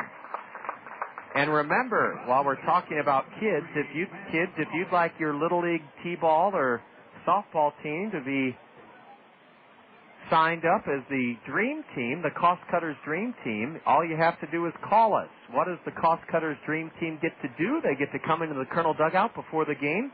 They're individually introduced to take the field at the 9 different positions on the diamond, where they'll stand next to the Kernel players for the national anthem, and then the Kernel players will give every member of the Cost Cutters Dream Team their autograph on a Colonel Cost Cutters logo soft toss baseball. A pitch nips Matt Pauley, and Jim Gabello, the skipper of the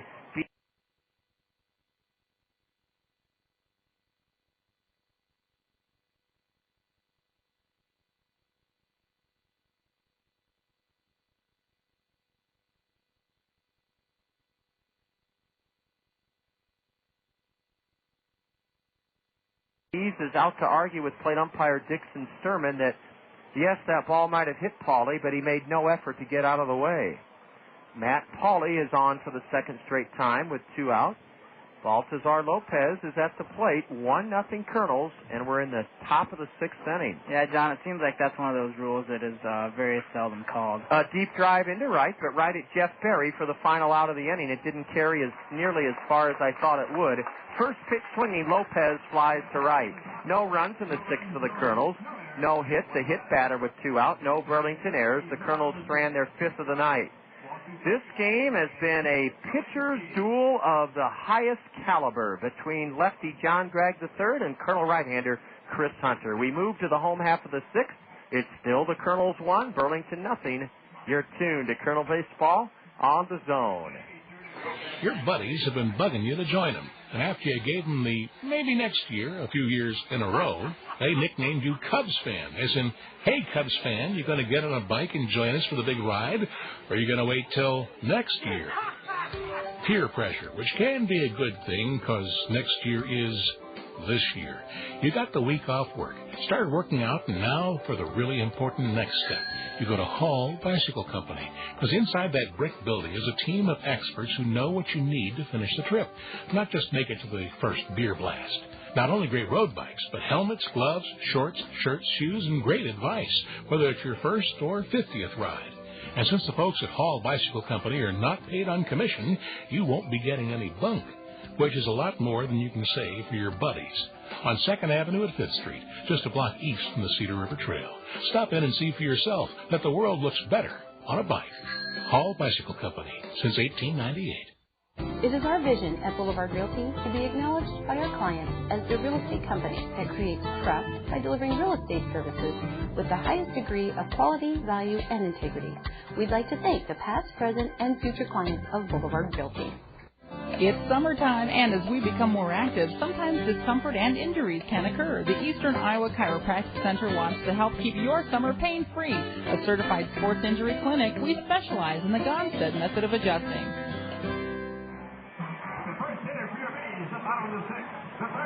1-0 Kernels, bottom of the 6th. Time to sprinkle in some more kernels of wisdom. Addison Boughton is our guest commentator this evening. And Addison, you're a Cubs fan, and the Cubs were affiliated here in Burlington for only 1 year. But what a star played here. Yeah, in the 1958 season, which is the only year that Burlington held the Chicago Cubs, were their affiliate. Hall of Famer Billy Williams started out here, right here in Burlington, so that's pretty impressive. A high, deep drive to right. Blake Balcom back in front of the warning track. On the warning track, spins and has it. Wow, Brett Grove sent it high and deep to right, made a bid for his first home run of the year. It fell about 8 feet short of the wall itself, and Blake Balcom made a good play, pinwheeling back onto the crushed limestone warning track to make the catch. One gone on one pitch in the 6th inning, 1-0 Kernels. Walter Sevilla may try to bunt his way on. That's what Matt Brown thinks as he shortens up at third. Instead, Walter takes a home run cut and misses, strike one. Yes, Billy Williams played right here in Burlington, and so did a guy that we'll talk about tomorrow evening on the dugout interview with B pitching coach Tom Bergmeyer, who was a teammate of Vida Blue. And Vida still holds a very impressive Midwest League record. The 1-1 to Walter is low.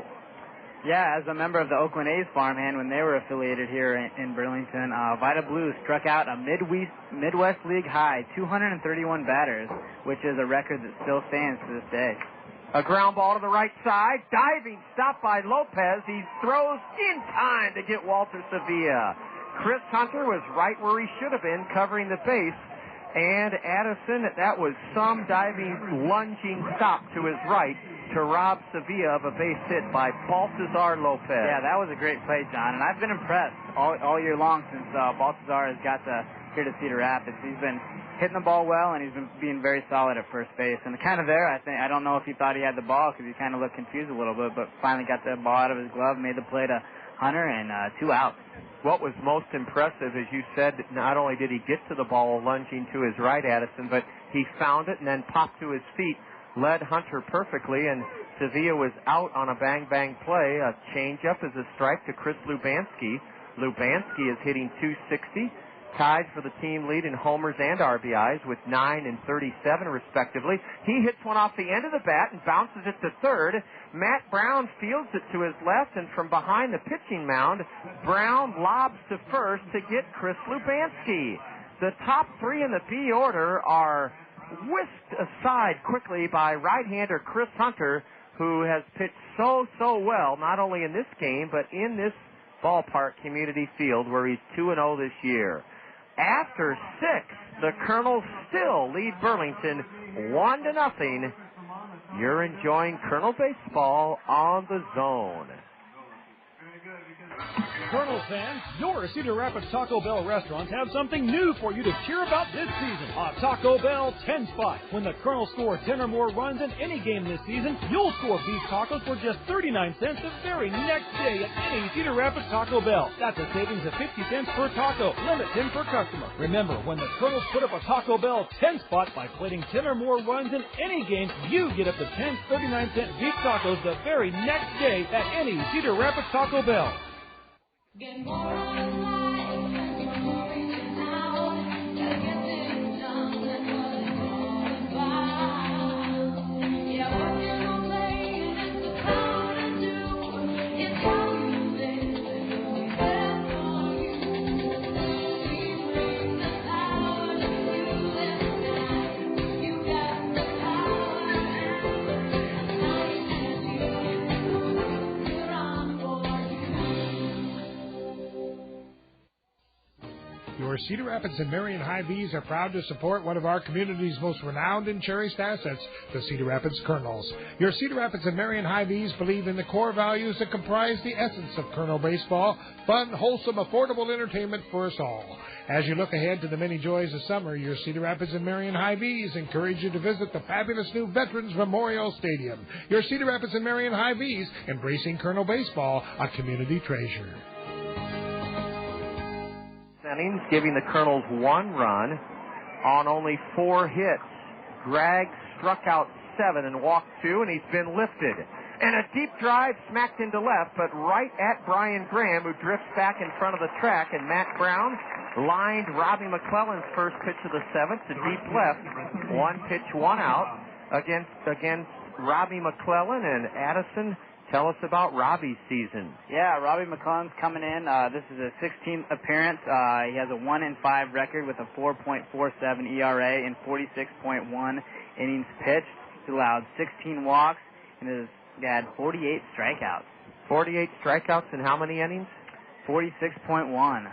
He comes straight over the top with a roundhouse curve high to Blake Balcom. Boy, did Matt Brown ever step into the first pitch from the right-hander, lined it to deep left. Robbie McClellan, indeed, a right-hander, is on for Burlington. The 1-0 to Blake. Strike 1 called. Addison, a third. We've talked about Vida Blue and his long-standing record for strikeouts in the Midwest League in a season. We've talked about Billy Williams playing here in 1958. Blake Balcom rolls a sidearm pitch foul outside third, strike 2 to Blake. It's appropriate that we talk about Paulie Molitor after Paulie was inducted into the Baseball Hall of Fame yesterday. Yeah, Paul Molitor in 1977 led the Bees to the Midwest League Championship by hitting .346 with 8 home runs and 50 RBIs in only 64 games. And with those numbers, he was named the Midwest League's MVP that year. 77. Is that right? Yeah, yes. Ball 2 outside to Blake Balcom. Balcom is nothing for 2 this evening. Struck out looking and grounded to short, and he just got a piece of a 2-2 curve from Robbie McClellan. Also another fun tidbit, John. The Burlington broadcaster told me that 1 year ago today was the day that Burlington here, the Bees retired Paul Molitor's jersey. Isn't that neat? Paulie's a coach now with the Seattle Mariners. Ball 3, low and away to Balcom.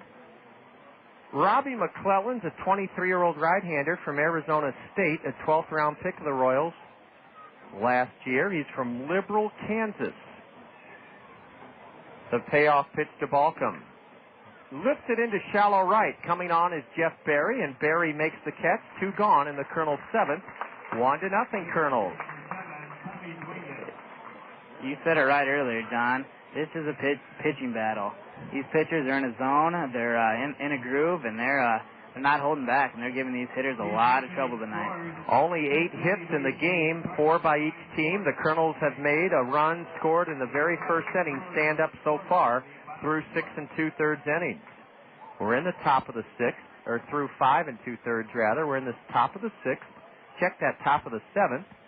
Tommy Duenas 0 for 2 against Robbie McClellan, who fires high. Addison, let's backtrack just a bit. We were near the end of an inning, I believe, back in the 2nd when you told our listeners some of the names that here's a deep drive swatted into the left field corner, fair for extra bases. Tommy Duenas is racing to 2nd as the left fielder Brian Graham retrieves it, and Tommy Duenas has his 16th double of the year as he drilled a 1-0 pitch, a 1-0 pitch into the left field corner. It skipped up against the 338 sign for Tommy Duenas. He's at 2nd. And now let's see if Quan Cosby, batting left-handed for the first time tonight. Let's see if Quan can keep his perfect night intact and give the Kernels a big, big second run in this game. Addison, what were some of the early names of this Burlington franchise? They were the Pathfinders, the River Rats, and the Flint Hills. No, we're not exactly sure what that quite means, but kind of an interesting name, and it's kind of interesting how they've had so many names in the same organization. Well, I'm going to guess on Flint Hills, and I'll do so after Quan takes a strike at the knees from Robbie McClellan. Cosby has scored the game's only run, and he loops a curveball foul just to our left, and the crowd gets a charge out of another good play made in the stands by a Bee fan.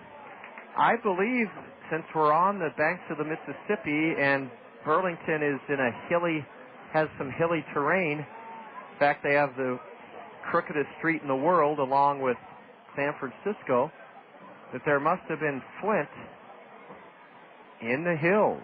Flint is something, one hopper to short. Quan Cosby will be a throw low, and Quan out at first base. Boy, Mike Gaffney guided that peg over and almost threw it away.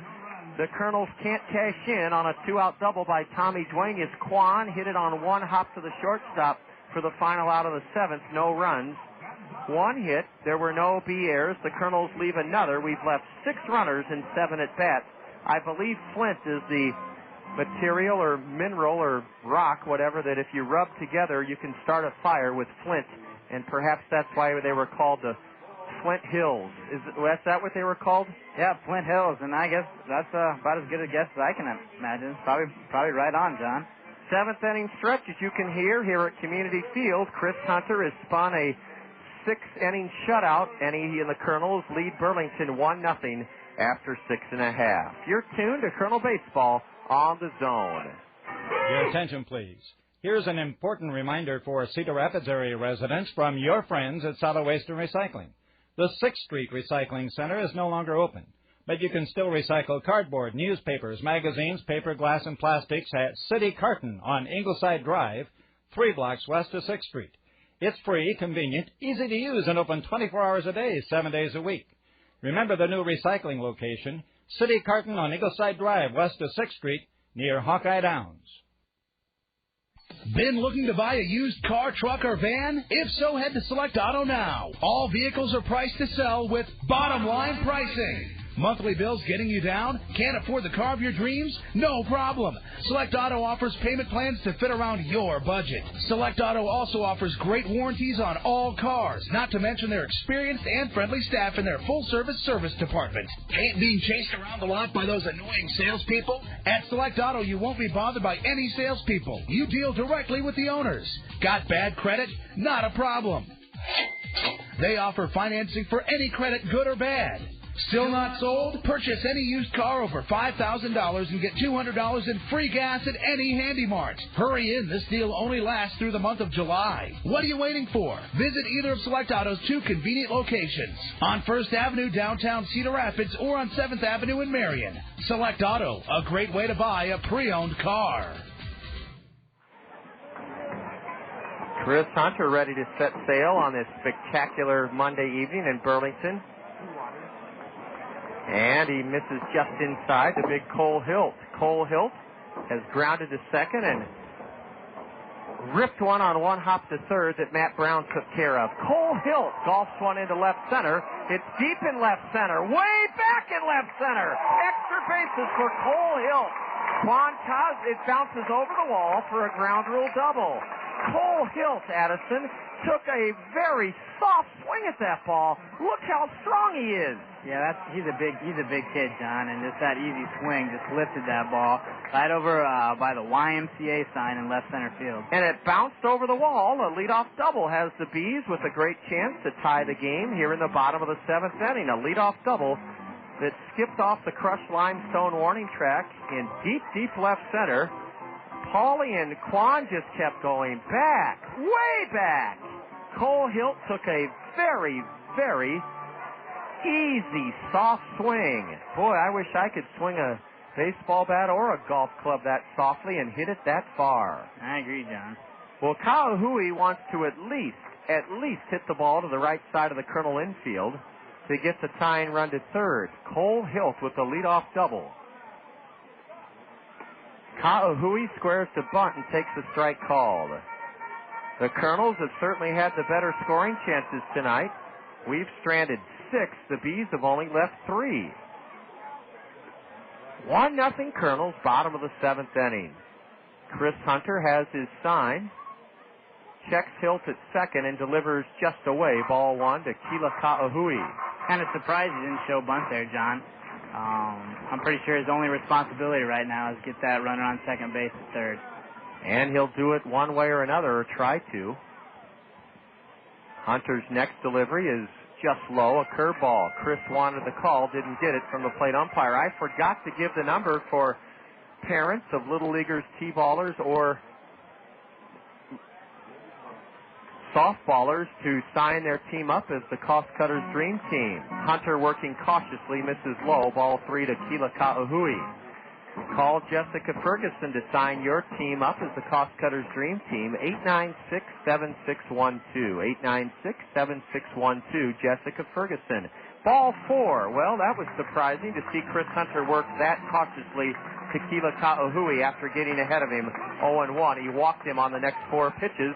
Now everybody in the ballpark expects a bunt, and the Kernel pitching coach coming out, Eric Bennett, for the first time tonight. The Bees have their first 2 men aboard. They're threatening to tie or take the lead here in their half of the 7th.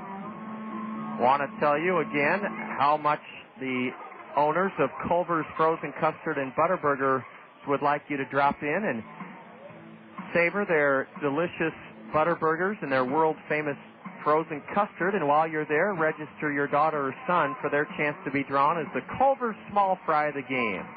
Yeah, John, that's an experience of a lifetime, that little kid gets to do in that Culver's Small Fry. Firsthand, I get to be the one that walks them out to the players at Veterans Memorial Stadium for every home game, and it just to see the look on their face and to see how happy they are that they get to go out on the field in front of thousands of people and get an autograph from a Kernels player. They just love it. And what is the Kernel player autograph? A hat, a Culver's hat from Culver's, and then they also get a $5 gift certificate from Culver's so they can go and enjoy a Butterburger or maybe a little ice cream and frozen custard if their parents let them. I'm sure their parents will. That's what the Culver's Small Fry gets to do. You heard it firsthand from the guy that escort accompanies the little girl or boy out to the diamond during every Kernel home game as the Culver Small Fry. Luis Gonzalez is at the plate with 2 on and nobody out. Burlington trying to spoil what's been a brilliant pitching effort by right-hander Chris Hunter. Can we get out of this thing alive? Here's a bunt. It's a terrific bunt. Lopez looks at third, wheels, and throws the batter out. And a terrific executed sacrifice by Luis Gonzalez. He earns a big round of applause from these B fans. Yep, there's nothing more Baltazar could do. Just his only player was at first base. Great bunt. Great bunt by Gonzalez. Yes, it was. The sacrifice was picked up in the bare hand by Lopez, who whirled and tossed to the second baseman Boyer. The sacrifice is successful. Hilt, the tying run at third. Ka'ahui, the go-ahead run at second. The Kernels do not play the infield in, which surprises me a bit. Mike Gaffney takes a curve for a strike. Yeah, we'll see how Chris Hunter handles this situation. It's the first time the Bees have had a runner on third base tonight, so we'll see if he can bear down and get these next 2 batters out. 1-0 Kernels, second and third, 1 out for the Bees in the bottom of the 7th. Swing and a miss by Gaffney, a late swing by Mike on a good changeup, low and away. And in Saturday's Kernel thrilling 3-2 win at home against these Bees, Jim Gabella, the Burlington manager, tried to squeeze home the game-tying run. Tried to squeeze it home in the 9th inning after the Bees had scored. Another foul up the right side keeps Mike Gaffney in the hole, 0-2. Cole Hilt, the big runner at third base, talks it over with his manager, Jim Gabella. The only 2 Kernels that could come home on a ground ball, third baseman Matt Brown is playing even with the bag right on the edge of the grass at third, about 10 feet off the line, and Lopez could come home, although I doubt he would. Gaffney takes in the dirt for ball 1. Chris Hunter has pitched so well tonight, and this is third start at Community Field where he's 2-0. Yeah, Lopez will probably be thinking Gaffney might be trying to protect with this 1-2 count. Maybe he's sitting back thinking something's going to come the opposite way. Kernels have Alan Buckley up throwing in their right field bullpen. Gaffney golfs one foul. May have broken his bat. No, he didn't. He steps out, fouled it past third. Addison will fill us in on the action this evening when the Kernels bat in the top of the 8th inning on the State Farm Major League scoreboard. Right now, though, the Kernels are trying to protect a narrow lead of 1-0. Mike Gaffney, a right-handed batter with a wide straightaway stance. Takes in the dirt and a wild pitch. Tommy Duenas can't find it. We're tied at 1. What a tough way to lose the lead. On a 1-2 pitch to a 157 hitter, we didn't make him put it in play. A wild pitch ties the game 1-1. I'll be darned. Now Burlington has the go-ahead run at third. A very costly wild pitch by Chris Hunter cost him the lead. Well, that's one you wish you had back, because if Gaffney hitting 157, you got to make him hit the ball. If he hits it through now the Kernel infield in, then you tip your cap to him and say, nice going, Mike. And he fouls one at his feet to stay alive, 2-2. But Tommy Duenas did everything he could to get that pitch blocked, but the ball ricocheted off Tommy's glove, went high into the air behind the home plate area, and an easy run for the Bees ties this game at 1. Yeah, Chris has had great control all game, and just kind of with runner on third, let one slip away and ties the game up. Another pitch in the dirt. I'll be darned. Chris Hunter won't challenge Mike Gaffney, a 157 hitter. Just won't challenge him. Ball 3, and now you have to wonder how much longer the Kernels will go with their great 23-year-old right-hander, Chris Hunter. He's just has lost a little bit of his assertiveness here, which surprises me. Kernel infield in, go ahead, run at third. 1 out, bottom of the 7th inning. A ground ball up the middle. That's a base hit, and there's nothing wrong with that. 2-1 Burlington. At least they made Mike Gaffney swing the bat. And he swung it well. He grounded it underneath the glove of Chris Hunter, and the Bees have gone ahead here in the 7th inning, 2-1, and brother, do they deserve it. The Bees deserve this lead They have fought just a little bit harder than the Kernels have tonight. And here comes Bobby Magallanes to make a pitching change. In comes Alan Buckley. And what a job by Chris Hunter. Chris Hunter deserved a better fate tonight. He leaves having pitched 6 1/3 innings. And in 6 1/3, he's given up 2 runs on 6 hits. Chris Hunter struck out 2 Burlington batters. Wouldn't you know it, the only man he walked scored the go-ahead run here in the 7th inning. Alan Buckley will take over, and as Alan comes on to pitch, I'll give Addison, I'll give you a quick, the bottom team is the home team, and you take it away with the State Farm Major League scoreboard.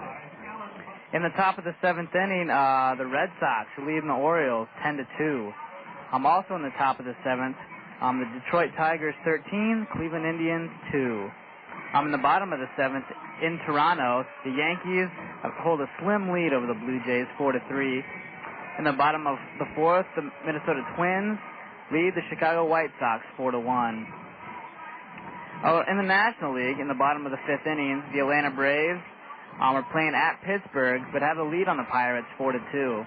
In the top of the 6th in Montreal, the New York Mets trail the Montreal Expos 12-5. In the bottom of the 6th, the Philadelphia Phillies 3, the Florida Marlins 6. And in the top of the 8th inning, John, St. Louis Cardinals trail by 1 in Cincinnati 5-4. And my Cubbies in the bottom of the 4th at Milwaukee, Miller Park, trail the Brewers 1-0. And Addison, tonight, later on the State Farm Major League scoreboard, Seattle plays at Oakland, and Texas plays at our Anaheim Angels. So that's a look at the State Farm Major League scoreboard, brought to you by State Farm Insurance agents Gary Shubat, Dale Thompson, Lanny Peterson, and Al Shetler. What a performance by Chris Hunter. But he couldn't pitch around a leadoff double and a walk. And a wild pitch cost him the tying run, a 157 hitter, and I credit Chris Hunter for making Mike Gaffney beat him. Mike grounded one right past Chris's glove, underneath it into center to drive in the go-ahead run, Keela Ka'ahui. The key to this inning, Hunter was ahead of Ka'ahui 0-1, and then the next 4 pitches he became rather timid and walked Keela. And then the other key was a terrific sacrifice bunt by Luis Gonzalez. Now it's Alan Buckley's challenge to keep it a close game, 2-1 Burlington. Allen fires a strike on the outside edge to left-handed batter Brian Graham. Bees lead it now, 2-1 in the bottom of the 7th inning. And they really have deserved this lead in the sense that they have turned the Kernels back time and time again when the Kernels have had good scoring chances. Ball 1 is outside from Alan Buckley. Allen pitched brilliantly Friday night at home in a Kernel loss to the Beloit Snappers. He pitched 3 shutout innings, struck out 2, walked none. Alan Buckley's had a marvelous second half of the season. Graham lifts one foul down the left field line. Matt Pauley chases over, but it's beyond Matt's reach. Buckley on the year, Addison. Let's see here, John. Alan Buckley is 2-0 with a 4.62 ERA in 33 appearances. He has pitched 50 innings with 42 strikeouts and 23 walks. Allen has pitched so well. The 6'6" right-hander's 1-2 is a curve. It looked good from here, but the plate umpire Dixon Sturman called it low. 4-2. And like you said, John, as of late, Buckley has really came on strong. He's been pitching well in the last month. The runner at first is Mike Gaffney. He has given Burlington a lead of 2-1 here in the 7th inning with a smash up the middle. A double play, well, no double play. A softly hit grounder to second, throw to second out. No other play for Brandon Wood. A very good play by Billy Boyer on a softly hit grounder to his left. Billy fed shortstop Brandon Wood for a 4-6 force of Mike Gaffney. Brian Graham reaches on a fielder's choice, and I wouldn't be surprised with Graham at first if the Bees don't try to steal a base here with their number 9 batter, Jeff Berry, at the plate. Burlington's out hit the Kernels 6-5, and they lead the game 2-1 in the bottom of the 7th inning. Oh, did Chris Hunter pitch a whale of a ball game. And Uncle Charlie drifts outside to the right-handed batter, Jeff Berry. The Kernels are 6-1 at Community Field this season and have beaten the Bees 6 straight times in the second half. A bouncer foul into Burlington's third base dugout. Looks like he was swinging for the fence there too, John. Not just take the one-run lead, but he wanted to put the heart into this Bees team and take a 4-1 lead.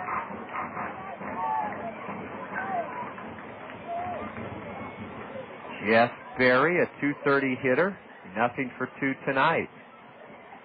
Alan Buckley looks in to get his sign from Tommy Duenas. Berry lays off a fastball low and away. Remember, the tying run in this inning scored on a wild pitch.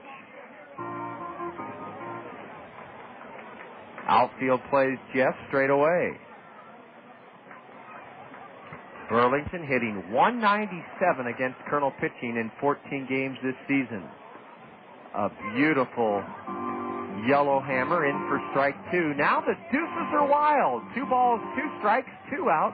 2 balls, 2 strikes to the number 9 batter. Let's see if Brian Graham is running on this 2-2 pitch. He has that look about him. He's not going. And a tap to the left side, charged by Matt Brown, and he drops it on his way to first base for an error. Brownie made a good play to his left to cut it off, and Addison, as he was reaching into his glove to throw Berry, and I think he would have had Berry. Berry is a very good base runner. He has lots of speed, so I don't know if Matt would have had him, but they'll have to charge Matt Brown.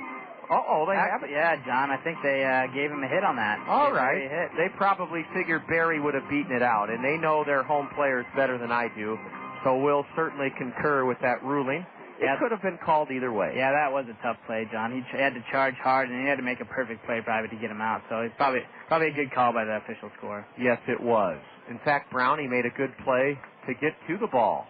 Had to go far to his left. Yeah, he fielded that in front of Brandon Wood at shortstop, trying to cut it off and make the quickest play possible at first, but it just wasn't quite happening. A little old infield single by the number 9 hitter. A curve spun in the dirt. It's been a long, long Burlington 7th inning. They've taken the lead, and the 7th man to bat is the leadoff hitter, Brett Groves, who flew out to deep right, leading off the 6th inning. Bees have captured the lead 2-1. They have 2 on with 2 out.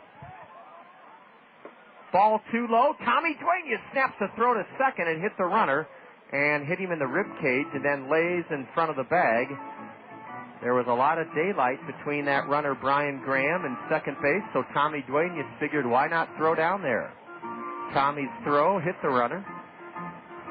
Yeah, good idea. Graham was getting a big secondary lead out there at second. Tommy just thought maybe he could sneak one in behind him to Wood, but just didn't quite get it done. He got back in time. Scoreboard says 1-1. I think it's 2-0 to Brett Groves. Buckley checks the runner at second, Graham, and delivers high. I think it's 3-0. No, it's 2-1. The scoreboard's right. Scoreboard is right. Long, long inning for the Kernels in the field as they've had to bring in Alan Buckley. Buckley did his job so far. Ball 3 is low, and now the Bees are a pitch away from loading the bases. You can't beat the same team every time, and Burlington is due, especially here at home, for some measure of success against us. The Kernels have won 6 of 7 here. Big pitch now, a 3-1 offering from Alan Buckley. Instead, he looks the lead runner, Graham, back to second. We'll be at home tomorrow, 6:40 dugout interview time. The gates open at 6. And Kernel General Manager Jack Rader said he thinks we're going to have one of our surprisingly biggest crowds of the year. So come on out and make Jack look like the great predictor he always is. A walk, and the bases are loaded for Walter Sevilla. I'll be darned, we just can't get out of this 7th inning. We just can't get that last out. Tommy Duenas out to the mound to comfort Alan Buckley, who has done nothing wrong. A man has reached on a fielder's choice on which an out was recorded. The number 9 hitter tapped his way on an infield single. I suppose you could say the only thing Alan Buckley could be faulted for is walking Brett Groves to load the bases. Walter Sevilla, nothing for 3. He could deliver a very, very damaging blow to the Colonel hopes here tonight with the bases loaded and 2 out. Ball 1 high as Alan Buckley choked a curveball off. That's right, John. This at bat, Sevilla could open the game right up here. It's still only a 2-1 game, as bad as it's kind of seemed this inning. As long as it's taken. It's still only a 2-1 game. We can get out of this. We're still right in the ball game. Oh, the way the Colonels have rallied this season, you bet we are. Can we get out of this thing, though? That's the question. Strike 1 called. Sevilla taking all the way. Alan Buckley is serving up a steady diet of deuces, hooks, yaks, whatever you want to call them, curveballs. Yeah, that was a great breaking ball, John. It just kind of buckled Sevilla and just kind of went over the outside corner for a strike. Bases loaded, 2 out for Burlington. A swing and a miss by Sevilla, strike 2. It's very difficult to see all the way down through the netting here at Community Field to the Colonel right field bullpen. And fortunately, spotter Randy Bear has been able to discern that Jesse Smith, right-hander Jesse Smith, is warming up in the Colonel right field bullpen. Down on strikes goes Walter Sevilla, swinging, and what a great performance in relief of Chris Hunter. Alan Buckley gives the Colonels. The Bees batted for almost a half hour. They scored 2 runs in the 7th inning on 3 base hits, 2 walks, a wild pitch, no Colonel errors. Burlington leaves the bases loaded, and they've stranded half a dozen. After 7, Burlington now owns a 1-run lead, 2-1. And this is Colonel Baseball on the Zone. Advanced Systems, the leader in office technology, is like a great baseball coach when it comes to office productivity. Advanced Systems makes the most of your team. They do it with the latest technology for office productivity from Canon. They're also like a great trainer. Advanced Systems Advanced Life Support makes sure your office equipment runs at peak levels and fixes it fast if things go wrong. Hit it over the fence with Canon technology from Advanced Systems. Call 832-8291. Business for the 21st century with Advanced Systems. Your buddies have been bugging you to join them. And after you gave them the maybe next year, a few years in a row, they nicknamed you Cubs fan. As in, hey, Cubs fan, you going to get on a bike and join us for the big ride? Or are you going to wait till next year? Peer pressure, which can be a good thing because next year is this year. You got the week off work, started working out, and now for the really important next step. You go to Hall Bicycle Company, because inside that brick building is a team of experts who know what you need to finish the trip, not just make it to the first beer blast.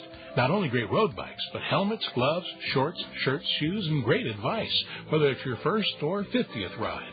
And since the folks at Hall Bicycle Company are not paid on commission, you won't be getting any bunk, which is a lot more than you can save for your buddies.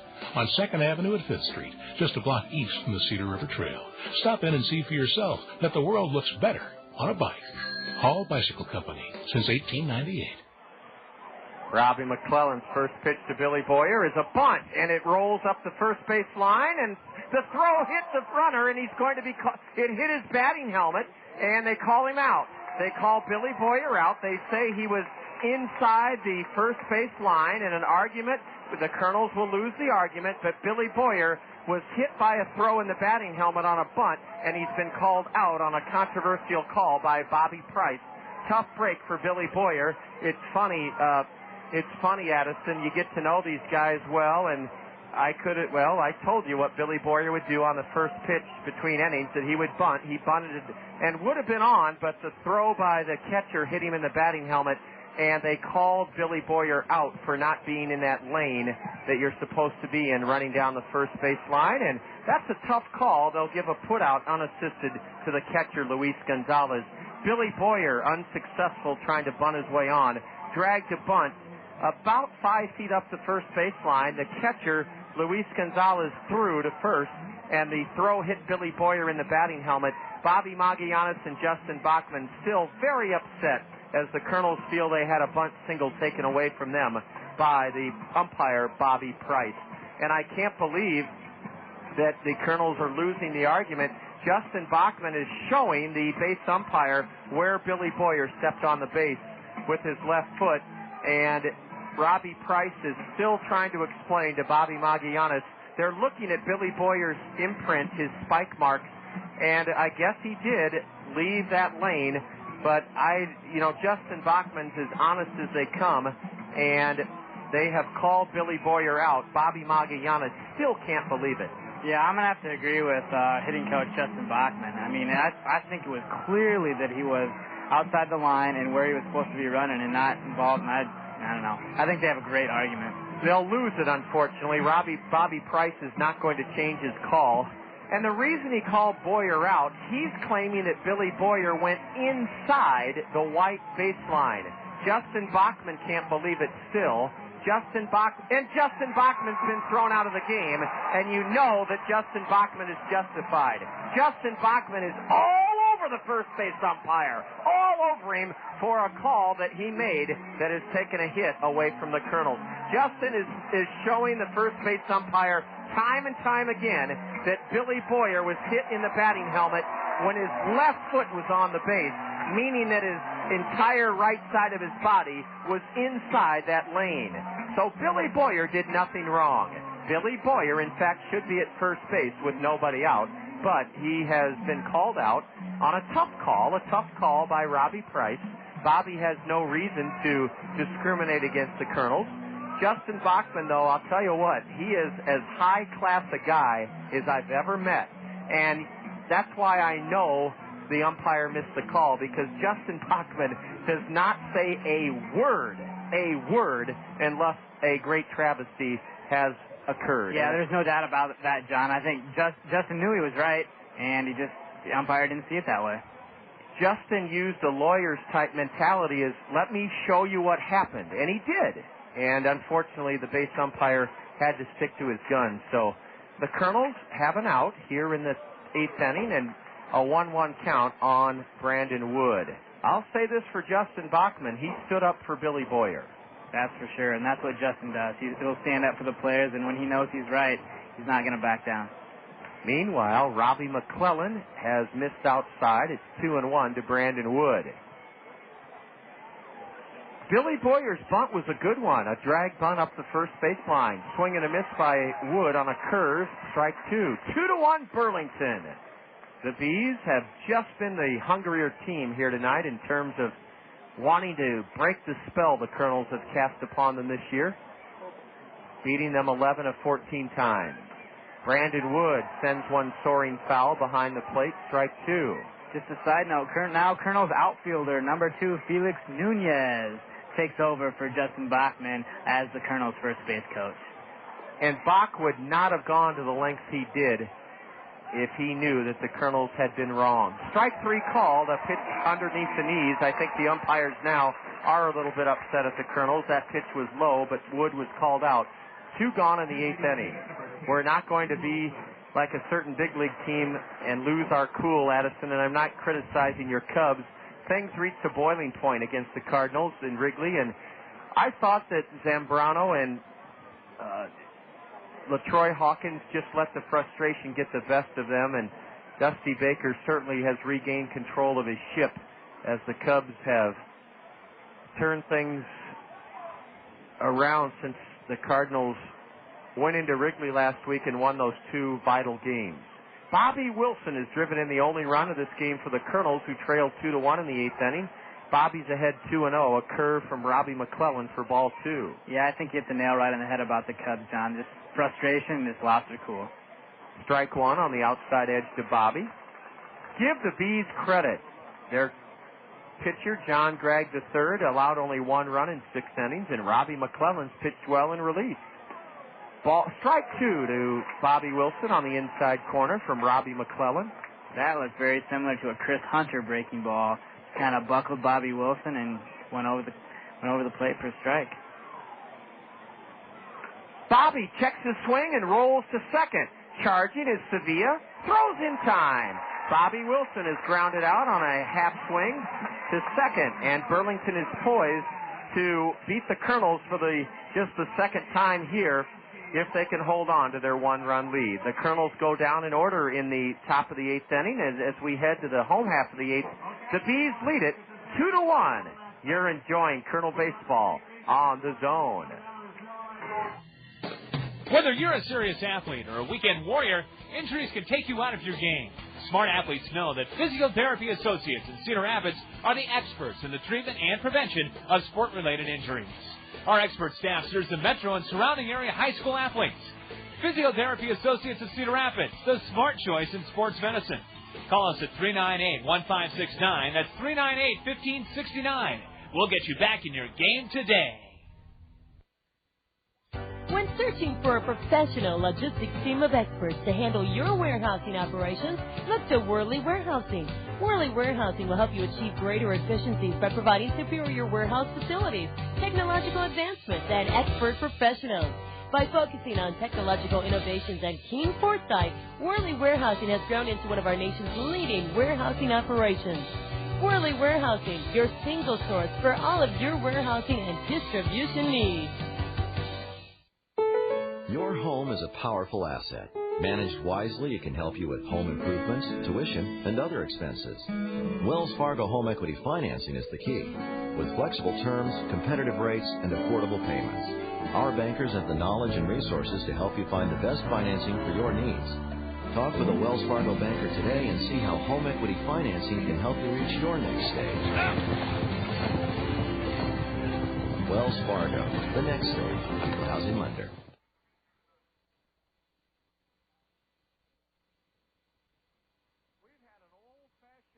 Dinger barn burner of a ball game. The only run scored by the Kernels came in the first. Burlington took advantage of a leadoff double and a walk to score 2 in the 7th and take the lead. They lead it 2-1 as we go to the bottom of the 8th inning. The right-hander Jesse Smith has come on. Jesse was the Kernel loser at home on Thursday afternoon against Beloit. He went an inning in the 3rd, gave the Snappers 3 runs, 2 earned on 3 hits, struck out none, walked none. Alan Buckley pitched very well to keep the Kernels in this game. Buckley 2/3 of an inning, no runs, 1 hit, 1 strikeout, and 1 walk. Jesse Smith, Addison. Jesse Smith for this year. Jesse Smith has a record of 3 wins and 4 losses, an ERA of 5.37 in 28 appearances. He has struck out 53 batters and walked 29. Burlington trying to snap a 6-game losing streak to the Kernels, and they have the upper hand in terms of all the momentum in this game following that bunt by Billy Boyer on which he was ruled out at first to open up the top of this 8th inning. Justin Bachman was ejected by the umpire who made the call, Bobby Price. Ball 1 high from Smith to Chris Lubanski. 8 men batted in Burlington's 2-run 7th inning. Jesse drops the curveball in. The count even now, 1 ball, 1 strike. Chris Lubanski, 0 for 3. Left-handed batter with a .260 average. A number to the right side. Jesse Smith cuts it off and throws to retire Lubanski. Jesse Smith showed very good mobility, cutting to his left and throwing out Lubanski. Well, Addison, our time is dwindling, and I wanted to go back to the 4 years you had with the Iowa basketball program. Describe to our listeners what a typical Steve Alford practice is like. Very intense with a very specific point to it. As far as teaching, he wanted to make sure that his kids learned something every day and got better every day. Would you say that he is a joy to play for, difficult to play for, or somewhere in between? Not to use a cliche that's used a lot of times, but Steve is definitely a player's coach. Okay. Ball or a strike on a 1-0 pitch evens the count to Cole Hilt. It was Hilt who lofted a ground rule double over the left center field wall that got the Bee rally started in the 7th inning. I have been told that Steve is never profane in practice. That is correct. He's very correct, and he's very religious. Yes. And very spiritual. And it's that's the way it is with his entire family. And it's a very nice family. And like Steve, he was great to work for. I had a great 4 years, and he was nothing but good, and just had a great time. Swatting one foul. The drop in the hole 1 and 2 is Cole Hilt. Now at Jesse Smith, Yellowhammer is low for ball 2. 2-1 Bees, bottom of the 8th inning. The pitchers of record are Chris Hunter and Robbie McClellan. Hilt down on strikes. Wish we could have done that in the 7th, but we got him out here in the 8th inning on a pitch in on his hands. 2 gone in the B8th inning, and the batter is Kila Ka'ahui. What about his practices? Are they about 2.5 hours in length, or do they vary? It varies. Depending on depending on the situation. If it's the day before the game, they might go a little shorter, keep the guys' legs rested for the game. But overall, I'd just say something to describe it is very intense and very worthwhile. He doesn't waste any moments. They're always doing something that's important and that will benefit them throughout the season. Strike 1 from Smith. Tequila Ka'ahui, who walked and scored the go-ahead run in this game in the 7th. Ball 1 is low. When I was in high school, way back, 25, 30 years ago, we had to make 20 out of 25 free throws during practice. I know one of the things that has been a source of great anguish to Steve Alford is some of the Hawkeye team's inability to shoot free throws. In particular, it has to be hard on Steve because he was such a great free throw shooter. And I think that's one of the things that people don't understand a little bit. He was a great free throw shooter, and in practice, they shoot free throw after free throw. It's just, I think, it's not that they can't shoot free throws, I don't think. I think it's just to get in the pressure situations, and it's just, it's a lot different than shooting free throws in practice. Yes, it is. Ooh, a 2-2 pitch is a curve low, and it's ball 3. Kernels wanted the call, didn't get it from plate umpire Dixon Sturman. And knowing that he was played in the NBA, he played in college, won a national championship, I think the players really can relate to him. Ball 4, I'll be darned. Jesse Smith issues a 2-out walk. His breaking pitch down and in to Kila Ka'ahui. 1 on 2 out for Luis Gonzalez. Gonzalez is essentially the hero of this game because it was his sacrifice bunt in the 7th that put the 2B runners in scoring position, and they both did cross the plate. Gonzalez, 0 for 2 with that sacrifice bunt. Luis hitting .273. The Kernels down by a run, 2-1 in the bottom of the 8th inning. Ball 1 sails outside to Luis Gonzalez from Jesse Smith. Colonel, 23-year-old right-hander from Lincoln, Nebraska. Jesse just turned 24 earlier this summer, so I better get that straight. Jesse Smith is 24 years old.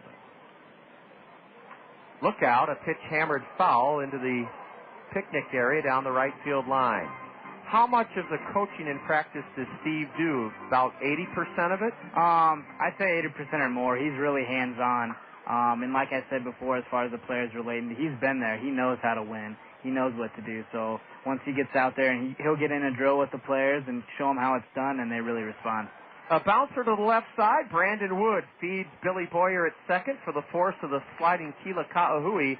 And a good 8th inning for Jesse Smith to keep the Kernels well within striking distance of Burlington. No runs for the Bees in the 8th inning. No hits, a walk.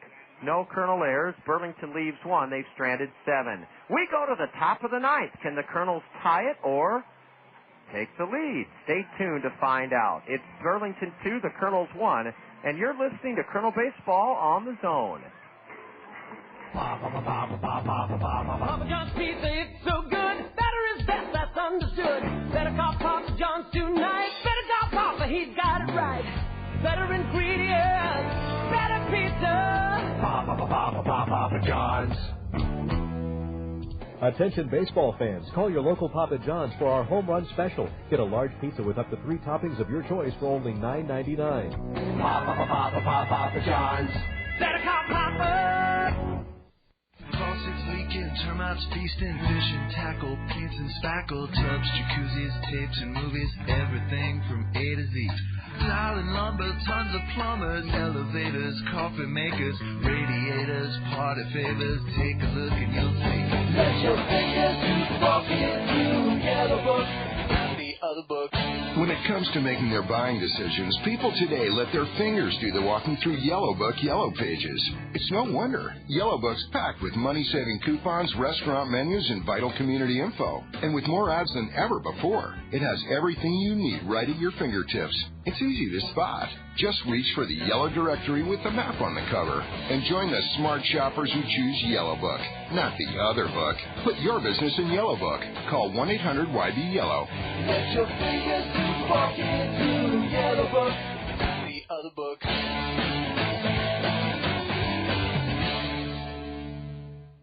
At Community Field on Saturday, July 17th, not long ago, the Kernels trailed 2-1 going into the top of the ninth inning here at Community Field, and they scored 2 runs and beat the Bees 3-2. This evening, it's 2-1 Burlington, top of the ninth. Right-hander Gabe DeHoyos has come on to try to save it for Robbie McClellan.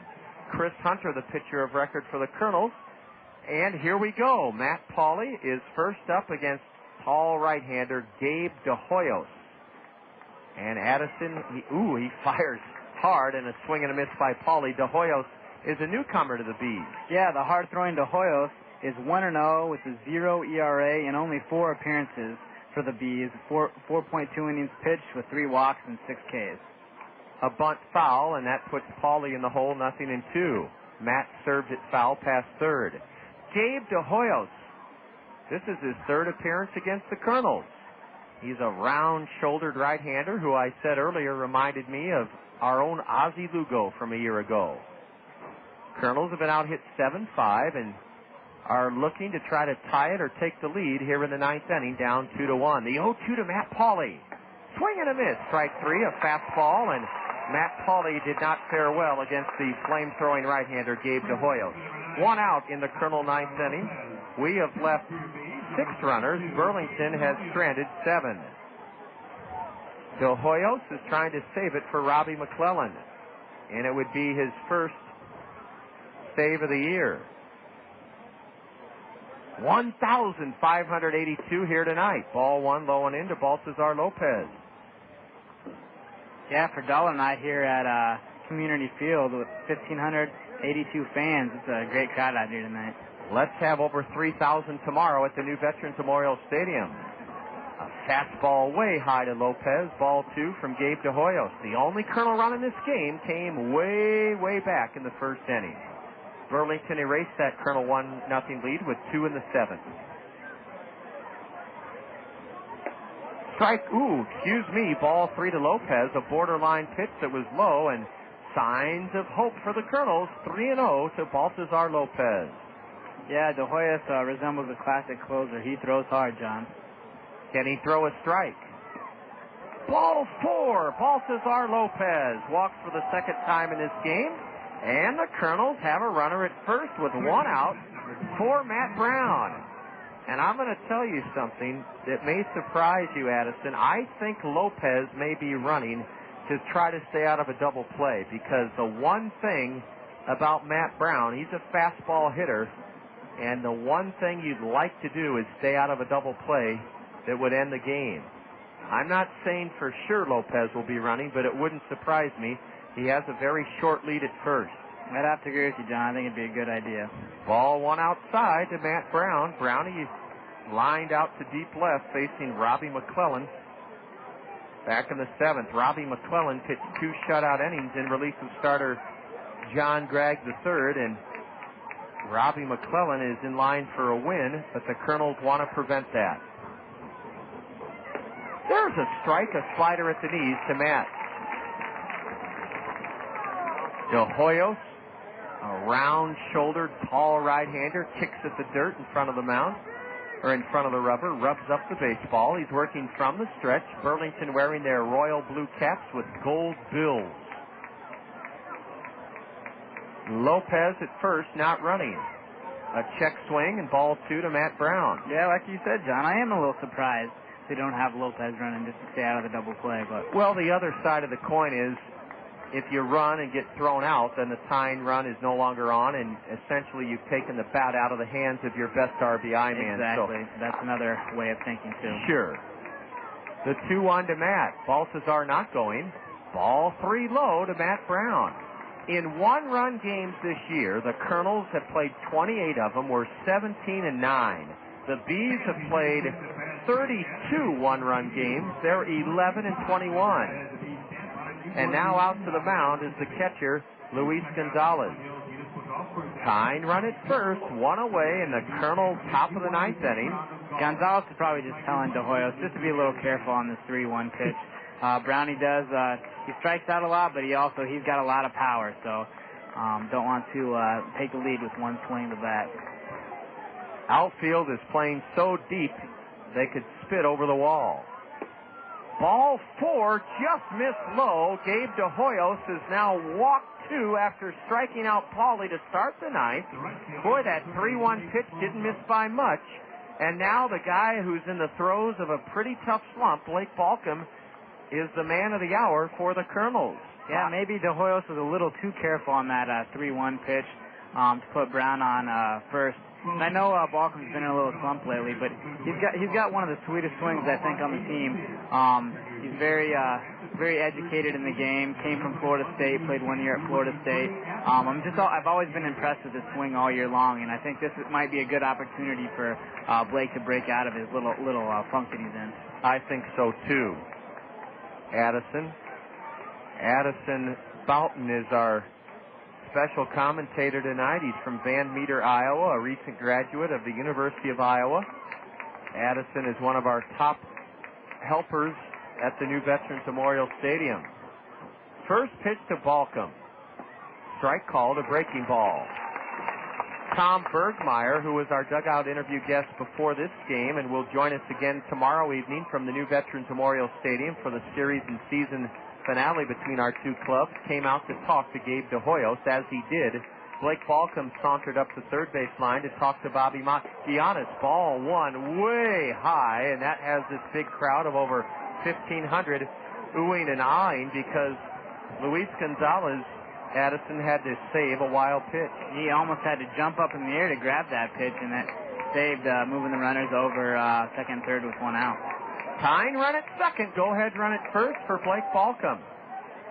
A long look at second by De Hoyos. And a fastball just downstairs. 2-1 now to Blake Balcom. That was pretty close, John, but like you said, it was low. Blake's got a pretty good eye for the strike zone. So he's not going to, after 2 straight walks to Lopez and Brown, he's going to be a little selective. Here's one for you. Now do you roll the dice and send the runners? I'd love to see Bobby Magallanes send the runners. They're not going. Swing and a miss by Balcom on a blistering fastball. And Gabe De Hoyos, boy, they don't have a speed pitch indicator here, Addison, but that thing had to be in the low to mid-90s. Yeah, I think De Hoyos just reared back and gave Gonzalez everything he had on that fastball, and Blake just couldn't catch up to it. My goodness, what a heater. Outfield playing deep to try to prevent an extra base hit that would put the Kernels ahead. Blake Balcom skies one foul off to the right. He had a much better swing at that 2-2 pitch. Blake, as is his custom, strolls out of the dirt batting circle. What a game tonight in Burlington under beautiful conditions. The 15th meeting between our two clubs. Kernels looking to try to tie it or take the lead, not having scored since the first inning. 2-1 Bees. Lopez at second, Brown at first, the set by Gabe De Hoyos, and the pitch. Fouled off to the right again. Blake Balcom had another good cut. Yeah, he's just missing it, John. He's right on the ball, just kind of tapping it with foul out the right side. Blake is a .262 hitter, nothing for 3 tonight. And now the base umpire, Bobby Price, comes in behind the mound. What for, I don't know. Gabe De Hoyos trying to tap some mud out of his spikes, it looks like. Yeah, that too, and it also seemed like the umpire was talking to the Kernels dugout somehow. I don't know what really was going on out there. Blake Balcom trying to tie it or put the Kernels ahead. A curve is looped into right. It's going to be caught. Dropped. Everybody's safe. Bases loaded. Everybody's safe. It was caught and dropped by Jeff Berry, and everybody is safe. Bases loaded. Great base running by Lopez and Brown, and what an at-bat for Blake Balcom Addison. Balcom hit a sinking liner into right. Jeff Berry had it. And then when he hit the ground, it trickled out of his mitt. And Lopez and Brown are in scoring position. They credit Blake Balcom with a single to load the bases. Yeah, that was a great piece of hitting by Balcom. A curveball out over the plate. He kind of stuck his bat out trying to protect. Poked into right field. Luckily, the right fielder, Jeff Berry. Yeah, Jeff Berry. I thought he was going to make a great play, but he just couldn't hang on to the ball. Now Tommy Duenas swings and misses at a high fastball. Ball one, or it was ball one. Tommy swung at ball one, strike one. Tommy was a little upset with himself. Duenas is batting with the bases loaded and one out here in the top of the ninth.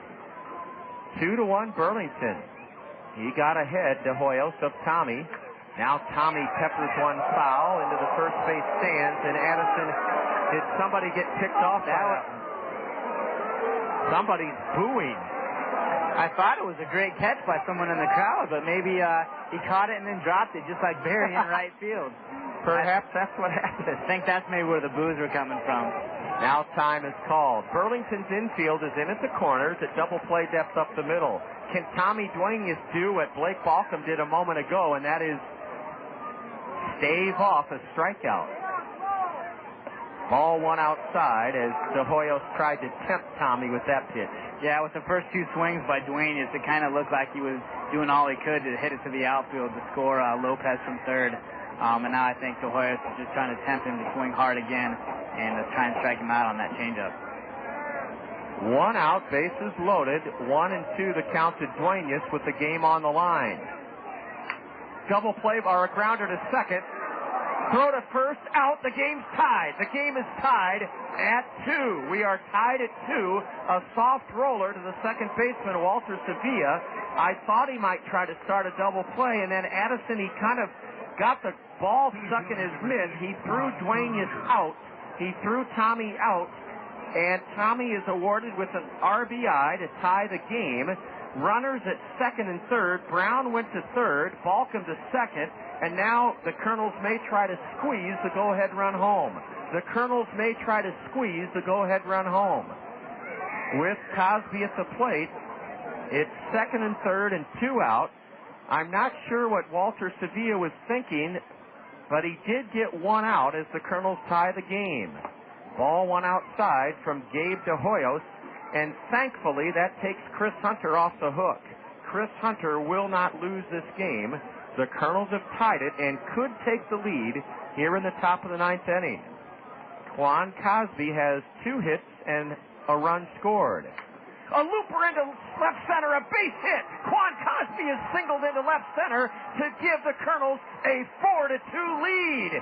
Quan Cosby with his 3rd hit of the night rammed it into left center, scoring both Brown and Balcom, and Quan Cosby with his 3rd hit of the game lined a single into left center, plating 2 runs and putting the Kernels ahead 4-2 here in the top of the 9th inning. And Addison, I do not believe how resilient the Kernels have played here in the 9th inning. What a clutch 2-run, 2-out single by Cosby. Wow, Quan Cosby with runners at second and third lined a 2-run single into left center, scoring Brown to give the Kernels the lead, driving home Balcom to make it 4-2. And the Kernels have scored 3 runs here in the top of the 9th inning. A pitch is high to Billy Boyer. Quan Cosby with 2 out drives home a pair. And remember the at-bats in this inning by Blake Balcom and Tommy Duenas. That's for sure. Those bats, they didn't try and do too much. They just trying to stay at the plate, made contact with the ball, and it paid off. Billy Boyer jackknifed out of the way of a 1-1 pitch, and it's 2-1 to Billy Boyer. Going back to that double play ball to Walter Sevilla, it just kind of seemed like he bobbled it to be the game ender, but it proved to be costly for the Bees. Well, the reason I thought the Bees had a chance to turn 2 is Billy Boyer, batting left-handed for the first time, takes De Hoyos' pitch low, a snap throw to first, and Quan gets back. Tommy Duenas has so many strengths, but he's not blessed with great running speed. So when the ball left his bat, I thought Sevilla would try to throw to second for a force out of Balcom, and then the shortstop, Gaffney, might have had a chance for a double play. I think that was the plan. I think he was thinking about it a little too much, John, and was just thinking about the double play all the way and just couldn't hang on to the ball. He was either bobbling the ball, Addison, or it got stuck in his glove. There was a moment of hesitation, and it cost the Bees because Duenas was thrown out as Lopez scored to tie the game. Now ball 3 to Billy Boyer. There goes Quan. Ball 4 outside, and the Kernels have sent 7 men to the plate against Gabe De Hoyos, scored 3 runs, and now lead it 4-2.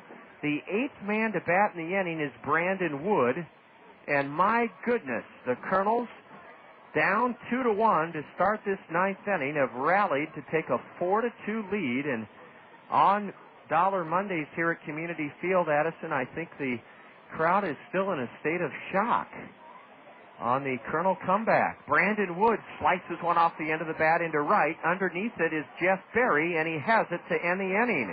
Brandon Wood, the 8th batter in the Kernel 3-run 8th, skies to right. The Kernels with a big 3 runs on only 2 hits. Just 2 hits in that Kernel 9th inning. 3 walks, no B errors, and the Kernels strand 2. We've left 8. And after 8.5 in Burlington, it's now the Kernels 4, the Bees 2, and you're tuned to Kernel Baseball on the Zone. Gas prices giving you the blues? Get into Randy Keel Honda and save with great fuel mileage on all Hondas in stock. Still need the SUV, you say? Well, the competitive CR-V will get 24 miles to the gallon. The safest, best family sedan, the Honda Accord, will definitely save the family pocketbook with 34 miles to the gallon. Save even more on gas mileage with the compact Civic, getting you there in 38 miles to the gallon. Or the amazing fuel mileage of the Honda Civic Hybrid, 48 miles to the gallon. And that is in the city. Randy Keel Honda has a huge selection of pre-owned Hondas, too, all with exceptional fuel mileage. Randy Keel Honda, the home of confidence, has many other pre-owned vehicles priced to move as well. Randy Keel Honda boasts the best prices in Iowa on new and pre-owned vehicles. Start the savings now and get into Randy Keel Honda, 4425 Centerpoint Road Northeast, or on the web at randykeel.com.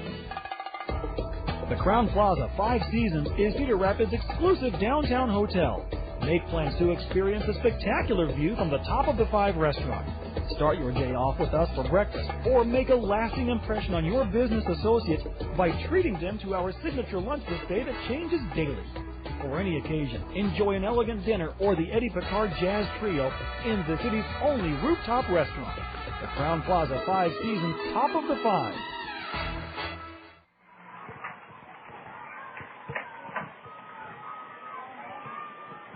With a 3-run 9th, the Kernels send Bob Zimmerman to the hill. He's the 3rd Kernel relief pitcher, and he's pitching to Mike Gaffney. Swing and a tip foul by Gaffney. Strike 1. Addison, Bob Zimmerman is the 3rd Kernel relief pitcher tonight, and he's trying to make Jesse Smith a winner. Yeah, Bob Zimmerman comes in this game with a record of 4-4 with a 2.03 ERA and 37 appearances. In 48.2 innings of pitched, he has 17 saves, along with 16 walks and 62 strikeouts. A grounder wrapped to third, a high throw by Matt Brown, but a tag by Baltazar Lopez for the first out of the B9th. Grounding out to third was Mike Gaffney. Mike Gaffney has grounded to third, 1 away in the 9th inning. And, John, let's give a little credit to Baltazar Lopez tonight. There's been quite a few errant throws over the first, but he's somehow been able to pick them up and tag the runner out. How right you are, Addison, and that is a very difficult skill to come off that base and, A, catch a high throw, and B, then find the base runner or the base and make the tag. Ball 1 high, now a pitch just inside from Zimmerman. 4-2 to the left-handed batter, Brian Graham. Graham is 1 for 3 tonight. Hits are even at 7 apiece. It's 4-2 Kernels, and Bob Zimmerman fires a strike. Bob last pitched Saturday, and he saved the Kernel 3-2 win at home against these Bees. 4-2 Kernels in the ninth, and a swing and a miss. Strike 2 on Brian Graham. Zimmerman is the closer with that. A lot of movement in his pitching motion. Kind of sometimes they even compare with little Dontrell Willis with a little too much motion that kind of confuses the hitters a little bit. Well, he's a gangly 6'5" tall right-hander from Southwest Missouri State, and he just missed on a 2-2 pitch apparently inside. To Graham, the count full, and ball 4 is low. Bob Zimmerman has issued a walk with 1 out here in the bottom of the ninth. 4-2 Kernels. Jeff Berry now at the plate. Bob Zimmerman notched his 17th save of the year, pitching 2 scoreless innings at home Saturday. Allowed 1 B hit, struck out 2, walked 1, and if you'll recall, that's the game that ended when the Bees put on a suicide squeeze in the ninth against Bob, and the batter, Mike Gaffney, missed a first pitch from Zimmerman, couldn't put the bat on it, and the pinch runner, Brandon Powell, was caught in a rundown between home and third. Strike 1 as Zimmerman came down from that almost submarine release point. Strike 1 to Jeff Berry. 4-2 Kernels in the bottom of the ninth inning. Ball 1, low and in to Jeff Berry. Zimmerman wears a long sleeve red shirt underneath his red Kernel top. Big right-hander who is an all-star. Addison told you he's tops on the club with 17 saves. Strike 2 called. Another sidearm pitch from Bob. I think that was some sort of off-speed pitch, John. Kind of seemed to fool Berry. Leading away at first is Brian Graham. Neither club has made an error tonight. Ball 2 dips low and away. The Kernel outfield plays Jeff Berry straight away. The Kernel sent 8 men to the plate and got RBIs from Duenas and 2 from Cosby to score 3 in the top of this inning. Berry loops 1 to short. Wood has it, throws to first, threw it away. That's the first error of the game, and the runner will go to second. You can't play Brandon Wood for that because Jeff Berry's line drive was caught by Brandon Addison, and Graham was caught off guard at first, and had Brandon thrown a strike to Lopez, it might have been a game-ending double play. Instead, Graham goes to second. The ball sailed past Lopez at first for a throwing error. Yeah, John, you never want to second-guess Brandon out there at shortstop. He's played good all year, but that might have been one of those times with a 2-run lead, you might just want to kind of hang on to it, maybe not even try and get the runners, keep the runner on first, and let Bob go over, try and get the top of the order here. There is the top of the order. Brett Groves with 2 out. Berry broke his bat and hit a humpback liner to Brandon Wood, who tried to end the game, and now the batter hit, and the tying runs are on for Burlington. The ball hit the batter, then hit Tommy Duenas. Bob Zimmerman has put the tying run on here at the bottom of the ninth inning as he struck Brett Groves. He hit Groves, and it's first and second for Walter Sevilla. Sevilla is 0-for-4 tonight. A walk and a hit batter, and here comes the Kernel pitching coach, Eric Bennett. First of all, he's talking to Tommy Duenas to make sure Tommy's all right. Remember, Duenas took the pitch off the batter, Groves, and then it hit Tommy. Yeah, let's hope Tommy's all right. He's a good battery mate behind the plate. We don't want to lose him. Now Jim Gabella has marched down the third base line to talk to Walter Sevilla. The Kernels are trying to beat the Bees for the 7th time here in the second half and end the season with a 7-1 record here at Community Field. Whether that'll happen is yet to be determined. TBA, to be determined.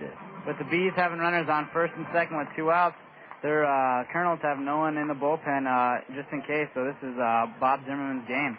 This is Zim's game, all right, to save, or we don't want to think of the other possibility, a strike at the knees to Walter Sevilla. 4-2 Kernels, bottom of the ninth inning. B runners at first and second with 2 away. Walter Sevilla tried to hold up. The ball hit his bat and ricocheted into the mid of Tommy Duenas, and now the Kernels are one strike away from a win. There's two different theories in this situation, John. 0-2 pitch, 2 outs. Some people, you got a couple pitches to waste. Don't want to give him anything too good, but another thought, just go after him. Get him out. Zim usually does the latter, Addison. He usually does not waste a pitch, although he may come down with that nasty sidearm, almost submarine release point that he's used so effectively this year. Yeah, good point, John. He might, try that to drop down, maybe throw one in the dirt, try and get him to chase. Sevilla takes a slider just outside. The Kernels wanted the call, didn't get it. It was an off-speed breaking pitch of some sort, and I don't know how Walter took it, but he did for ball 1. Yeah, that was pretty close. Maybe just a little bit off the play, but almost too much for Sevilla to let go by with 2 strikes. Zimmerman set below the belt. The next one is fouled towards the Kernel first base dugout, and it's caught by Baltazar Lopez. And the game ends with the Kernels rallying for a 4-2 victory. A foul pop, and Baltazar Lopez caught it beyond the Kernel first base dugout, and that's a victory that propels the Kernels over the 500 mark, 16-15, and that victory is for Gladys Sturm. Gladys Sturm, that Kernel win is for you on your 86th birthday. Was it 86 or 88? I think it was 88, John. 88. Gladys, I'm sorry, but that win is for you. Bob Zimmerman has saved it for the Kernels, and the Kernels score 3 in the top of the 9th to whip the Bees for the 7th time in the second half. Sevilla fouling out to Baltazar Lopez beyond the Kernel first base dugout. In the 9th, for Burlington, no runs, no hits, a walk, a hit batter, 1 Kernel error. The Bees leave 2 and they strand 9. We'll put the happy totals together and recap this Kernel 4-2 victory next on the Kernel Curtain Call. This is Kernel Baseball on the Zone. When it comes to fun in the new Veterans Memorial Stadium, nothing compares to the Westdale Mall Mix 96.5 FM Home Run Hot Tub. As you bask in the soothing comfort of the Westdale Mall Mix 96.5 FM Home Run Hot Tub, you'll be taking in the action from a breathtaking perch just above the left field wall. Register for your chance to be drawn as the winner of the Westdale Mall Mix 96.5 FM Home Run Hot Tub by visiting Westdale Mall. Honey, do I have to go to your family reunion? I mean, how many times can Aunt Agatha tell me about skydiving with monkeys? It'll be different this time. Cousin Bob won't talk about his nose hair? North Country Steakhouse will be catering. No way. I can smell the steaks on the grill already. I wonder what kind of potatoes they'll have, baked, fried, or their famous garlic mash. Aunt Agatha used to skydive with monkeys. Who knew? North Country Steakhouse. Call 378-3970 to have us cater your next event, because good food conquers all. Can I come, please? Uncle Joe is making the Statue of Liberty out of cereal boxes. Awesome, let's go.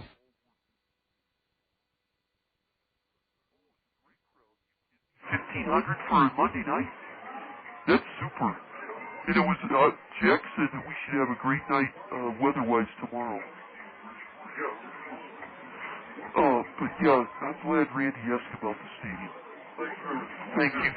Thank you, Dave.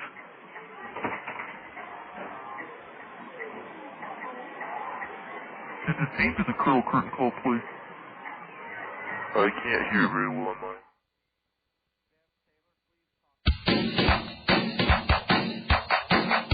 Time for the Kernels Curtain Call, right here on the Zone, ESPN Radio 1600 AM. With a recap of all the action, the State Farm Major League scoreboard, plus a look ahead to the next Kernels game, let's rejoin the voice of the Kernels, the one, the only John Rogers, here on the Zone, ESPN Radio 1600 AM. Another memorable Kernel victory in what has been a dream season, at least against the Burlington Bees, and for that matter, against the rest of the league. The Kernels rallied for 3 in the 9th after falling behind 2-1 in a 2-run 7th inning, and win this game 4-2. We're going to keep our recap very, very brief because the Kernels have to load their Tri-State Travel motor coach and head back for the series finale tomorrow. The Kernels scored their only run until the 9th inning in the first inning. Quan Cosby, who reached 4 times tonight, walked, stole second, and advanced to third on a Brandon Wood foul-out scored on Bobby Wilson's 52nd RBI of the year. An 0-2 pitch drilled into center, 1-0 Kernels. Chris Hunter, the Kernel starter, was trying to go 3-0 in this ballpark this year and was on his way until the 7th inning when Cole Hilt doubled a ground rule double into left center. Keila Kahui walked. Gonzalez bunted them successfully to second and third. A wild pitch uncorked by Chris Hunter allowed Cole Hilt to score the tying run. Kahui went to third, and he scored when Mike Gaffney wrapped a single right underneath the glove of the Colonel hurler into center with the infield in. Gaffney's RBI made it 2-1 Bees. Alan Buckley came in and got a huge strikeout of Walter Sevilla with the bases loaded. We said at the time that kept the Kernels in the game. Indeed, it did. Jesse Smith worked around a 2-out walk in the 8th inning to keep it a 1-run game. And then in the 9th, after Matt Pauley was blown away by Gabe De Hoyos, consecutive walks were issued by the big right-hander to Lopez and Brown. Blake Balcom, with one of the best at-bats he's had this year, fell behind, even the count 2-2, and then whistled a sinking line drive into right. Jeff Berry had it, dropped it, and that loaded the bases.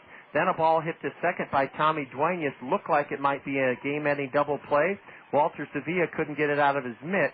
He got Duenas as Lopez scored from third to tie the game at 2. Brown went to third, Balcom to second. They scored on Quan Cosby's 2-run single, his third hit of the game. Bob Zimmerman pitched around a walk, an error, and a hit batsman.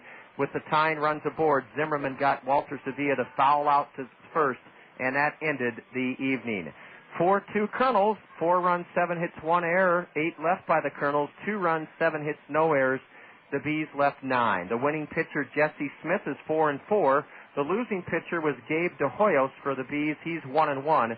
Bob Zimmerman gets his 18th save of the year. The game took 2 hours and 32 minutes before a big dollar Monday night crowd at Community Field of 1,582. Addison Boughton and I will be back in a moment with our Liberty Bank star play of the game. You're tuned to Colonel Baseball on the Zone. As a parent, have you ever experienced the frustration of watching your child struggle at school because of poor study habits? Did your child's grades suffer last year because of poor organization? Do you wish your child would be more motivated at school to realize his or her true potential? If the answer to any of these questions is yes, then Educare Learning Center has a proven study skills program just for your child. Educare Study Skills Program has helped hundreds of area students gain the study skill tools necessary to turn grades around. So if learning how to study needs to be your child's first lesson, this year give Educare a call. Classes begin Monday, August 9th and Monday, August 16th, just in time for school this fall. Space is limited. Call Educare Cedar Rapids today at 832-1965 and get this year started right. That's Educare of Cedar Rapids, 832-1965. Educare is fully accredited by the North Central Association of Colleges and Schools. Colonel Curtain Call, Community Field in Burlington, where the Kernels end the season with a remarkable 7-1 record against the Kansas City Royal minor leaguers. The Kernels rallied to tie it and take the lead in the top of the 9th, and Bob Zimmerman notched his team-high 18th save in a thrilling come-from-behind 4-2 Kernel win. The Kernels tied the game on a Tommy Duenas bases-loaded ground out in the 9th inning at 2. And that brought Quan Cosby to the plate. Iowa's fastest-growing community bank, Liberty Bank, brings us the Liberty Bank star play of the game. The Kernels have tied it and could take the lead here in the top of the 9th inning. Quan Cosby has 2 hits and a run scored. A looper into left center, a base hit. Quan Cosby is singled into left center to give the Kernels a 4-2 lead. Quan Cosby with his 3rd hit of the night rammed it into left center, scoring both Brown and Balcom. And Quan Cosby with his 3rd hit of the game lined a single into left center, plating 2 runs and putting the Kernels ahead 4-2. That's why we chose Quan's 2-run single, his 3rd hit of the game, as our Liberty Bank star play of the game. Brought to you by Iowa's fastest-growing community bank, Liberty Bank. Back in Burlington, following this Kernel 4-2 win in a minute, with a look at the State Farm Major League scoreboard, This is Kernel Baseball on the Zone. Toyota Financial Services and the Kernels would like to thank the legions of parents throughout the community who are encouraging and helping their children to read this summer. The time and attention you spend supporting your child's reading effort means the world to them. Toyota Financial Services and the Kernels thank you for making a true difference in the welfare of your children. From helping them pick out their books to initialing their bookmarks and bringing them to the stadium to get their reading rewards, from Toyota Financial Services, you're the best. Quiznos Kernels Kids Club members. Did you know that your Quiznos Kernels Kids Club membership card is good for more than just great deals at the ballpark? That's right. By showing your Quiznos Kernels Kids Club membership card at any of the Cedar Rapids Quiznos, you'll receive a free small drink when you buy a Quiznos sub. That's a free small drink with the purchase of a Quiznos sub when you show your Quiznos Kernels Kids Club card. Quiznos, toasty.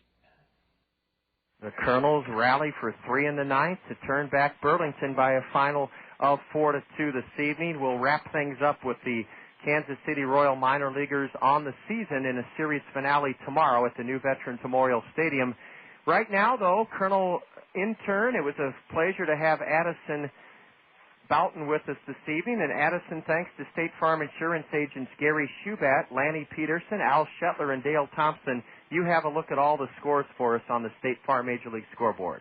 All right, John, here's the scores from around the league tonight. In the bottom of the 8th inning, Boston leads Baltimore 12-5. In Cleveland, the Tigers lead the Tribe 13-4 in the bottom of the 9th inning. Also in the bottom of the 9th inning, the Yankees lead the Blue Jays 5-3. In the bottom of the 7th inning, the Minnesota Twins lead the Chicago White Sox 4-1. And also later tonight in the American League, Seattle is at Oakland, and Texas is at our own Anaheim Angels. Now moving to the National League, in the bottom of the 8th inning, the Atlanta Braves lead the Pittsburgh Pirates 4-2. In the bottom of the 7th inning, the Expos lead the Mets in Montreal 14-8. Also in the bottom of the 8th inning, the Florida Marlins at home lead the Philadelphia Phillies 8-3. In extra innings in Cincinnati, the St. Louis Cardinals and the Cincinnati Reds are tied at 5. In the top of the 7th, in Milwaukee, Chicago trails Milwaukee 1-0. In the top of the 8th inning at Minute Maid Park in Houston, the Arizona Diamondbacks lead the Houston Astros 2-1.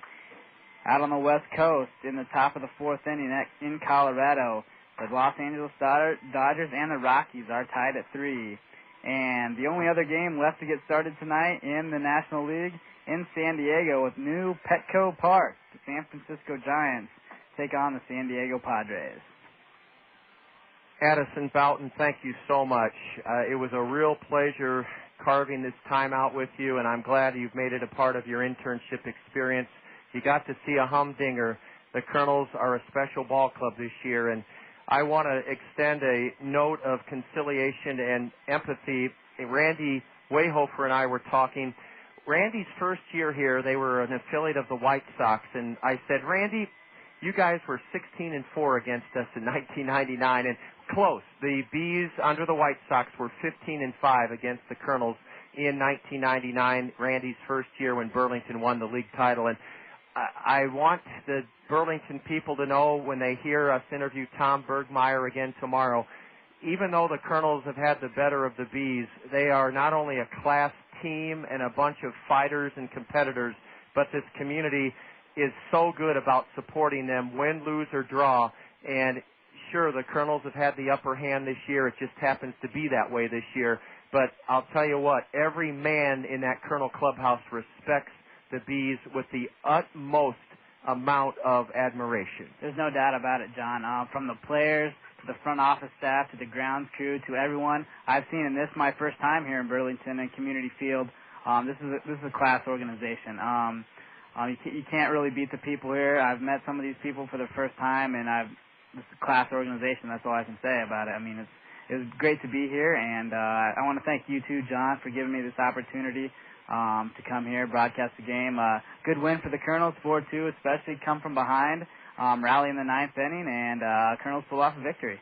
That's Addison Boughton. I'm John Rogers, 4-2 Kernels. Dugout interview time tomorrow, 6:40. Bev Taylor, our in-studio engineer. 4-2 Kernels, and good night from southeastern Iowa. You've been listening to Kernel Baseball on the Zone.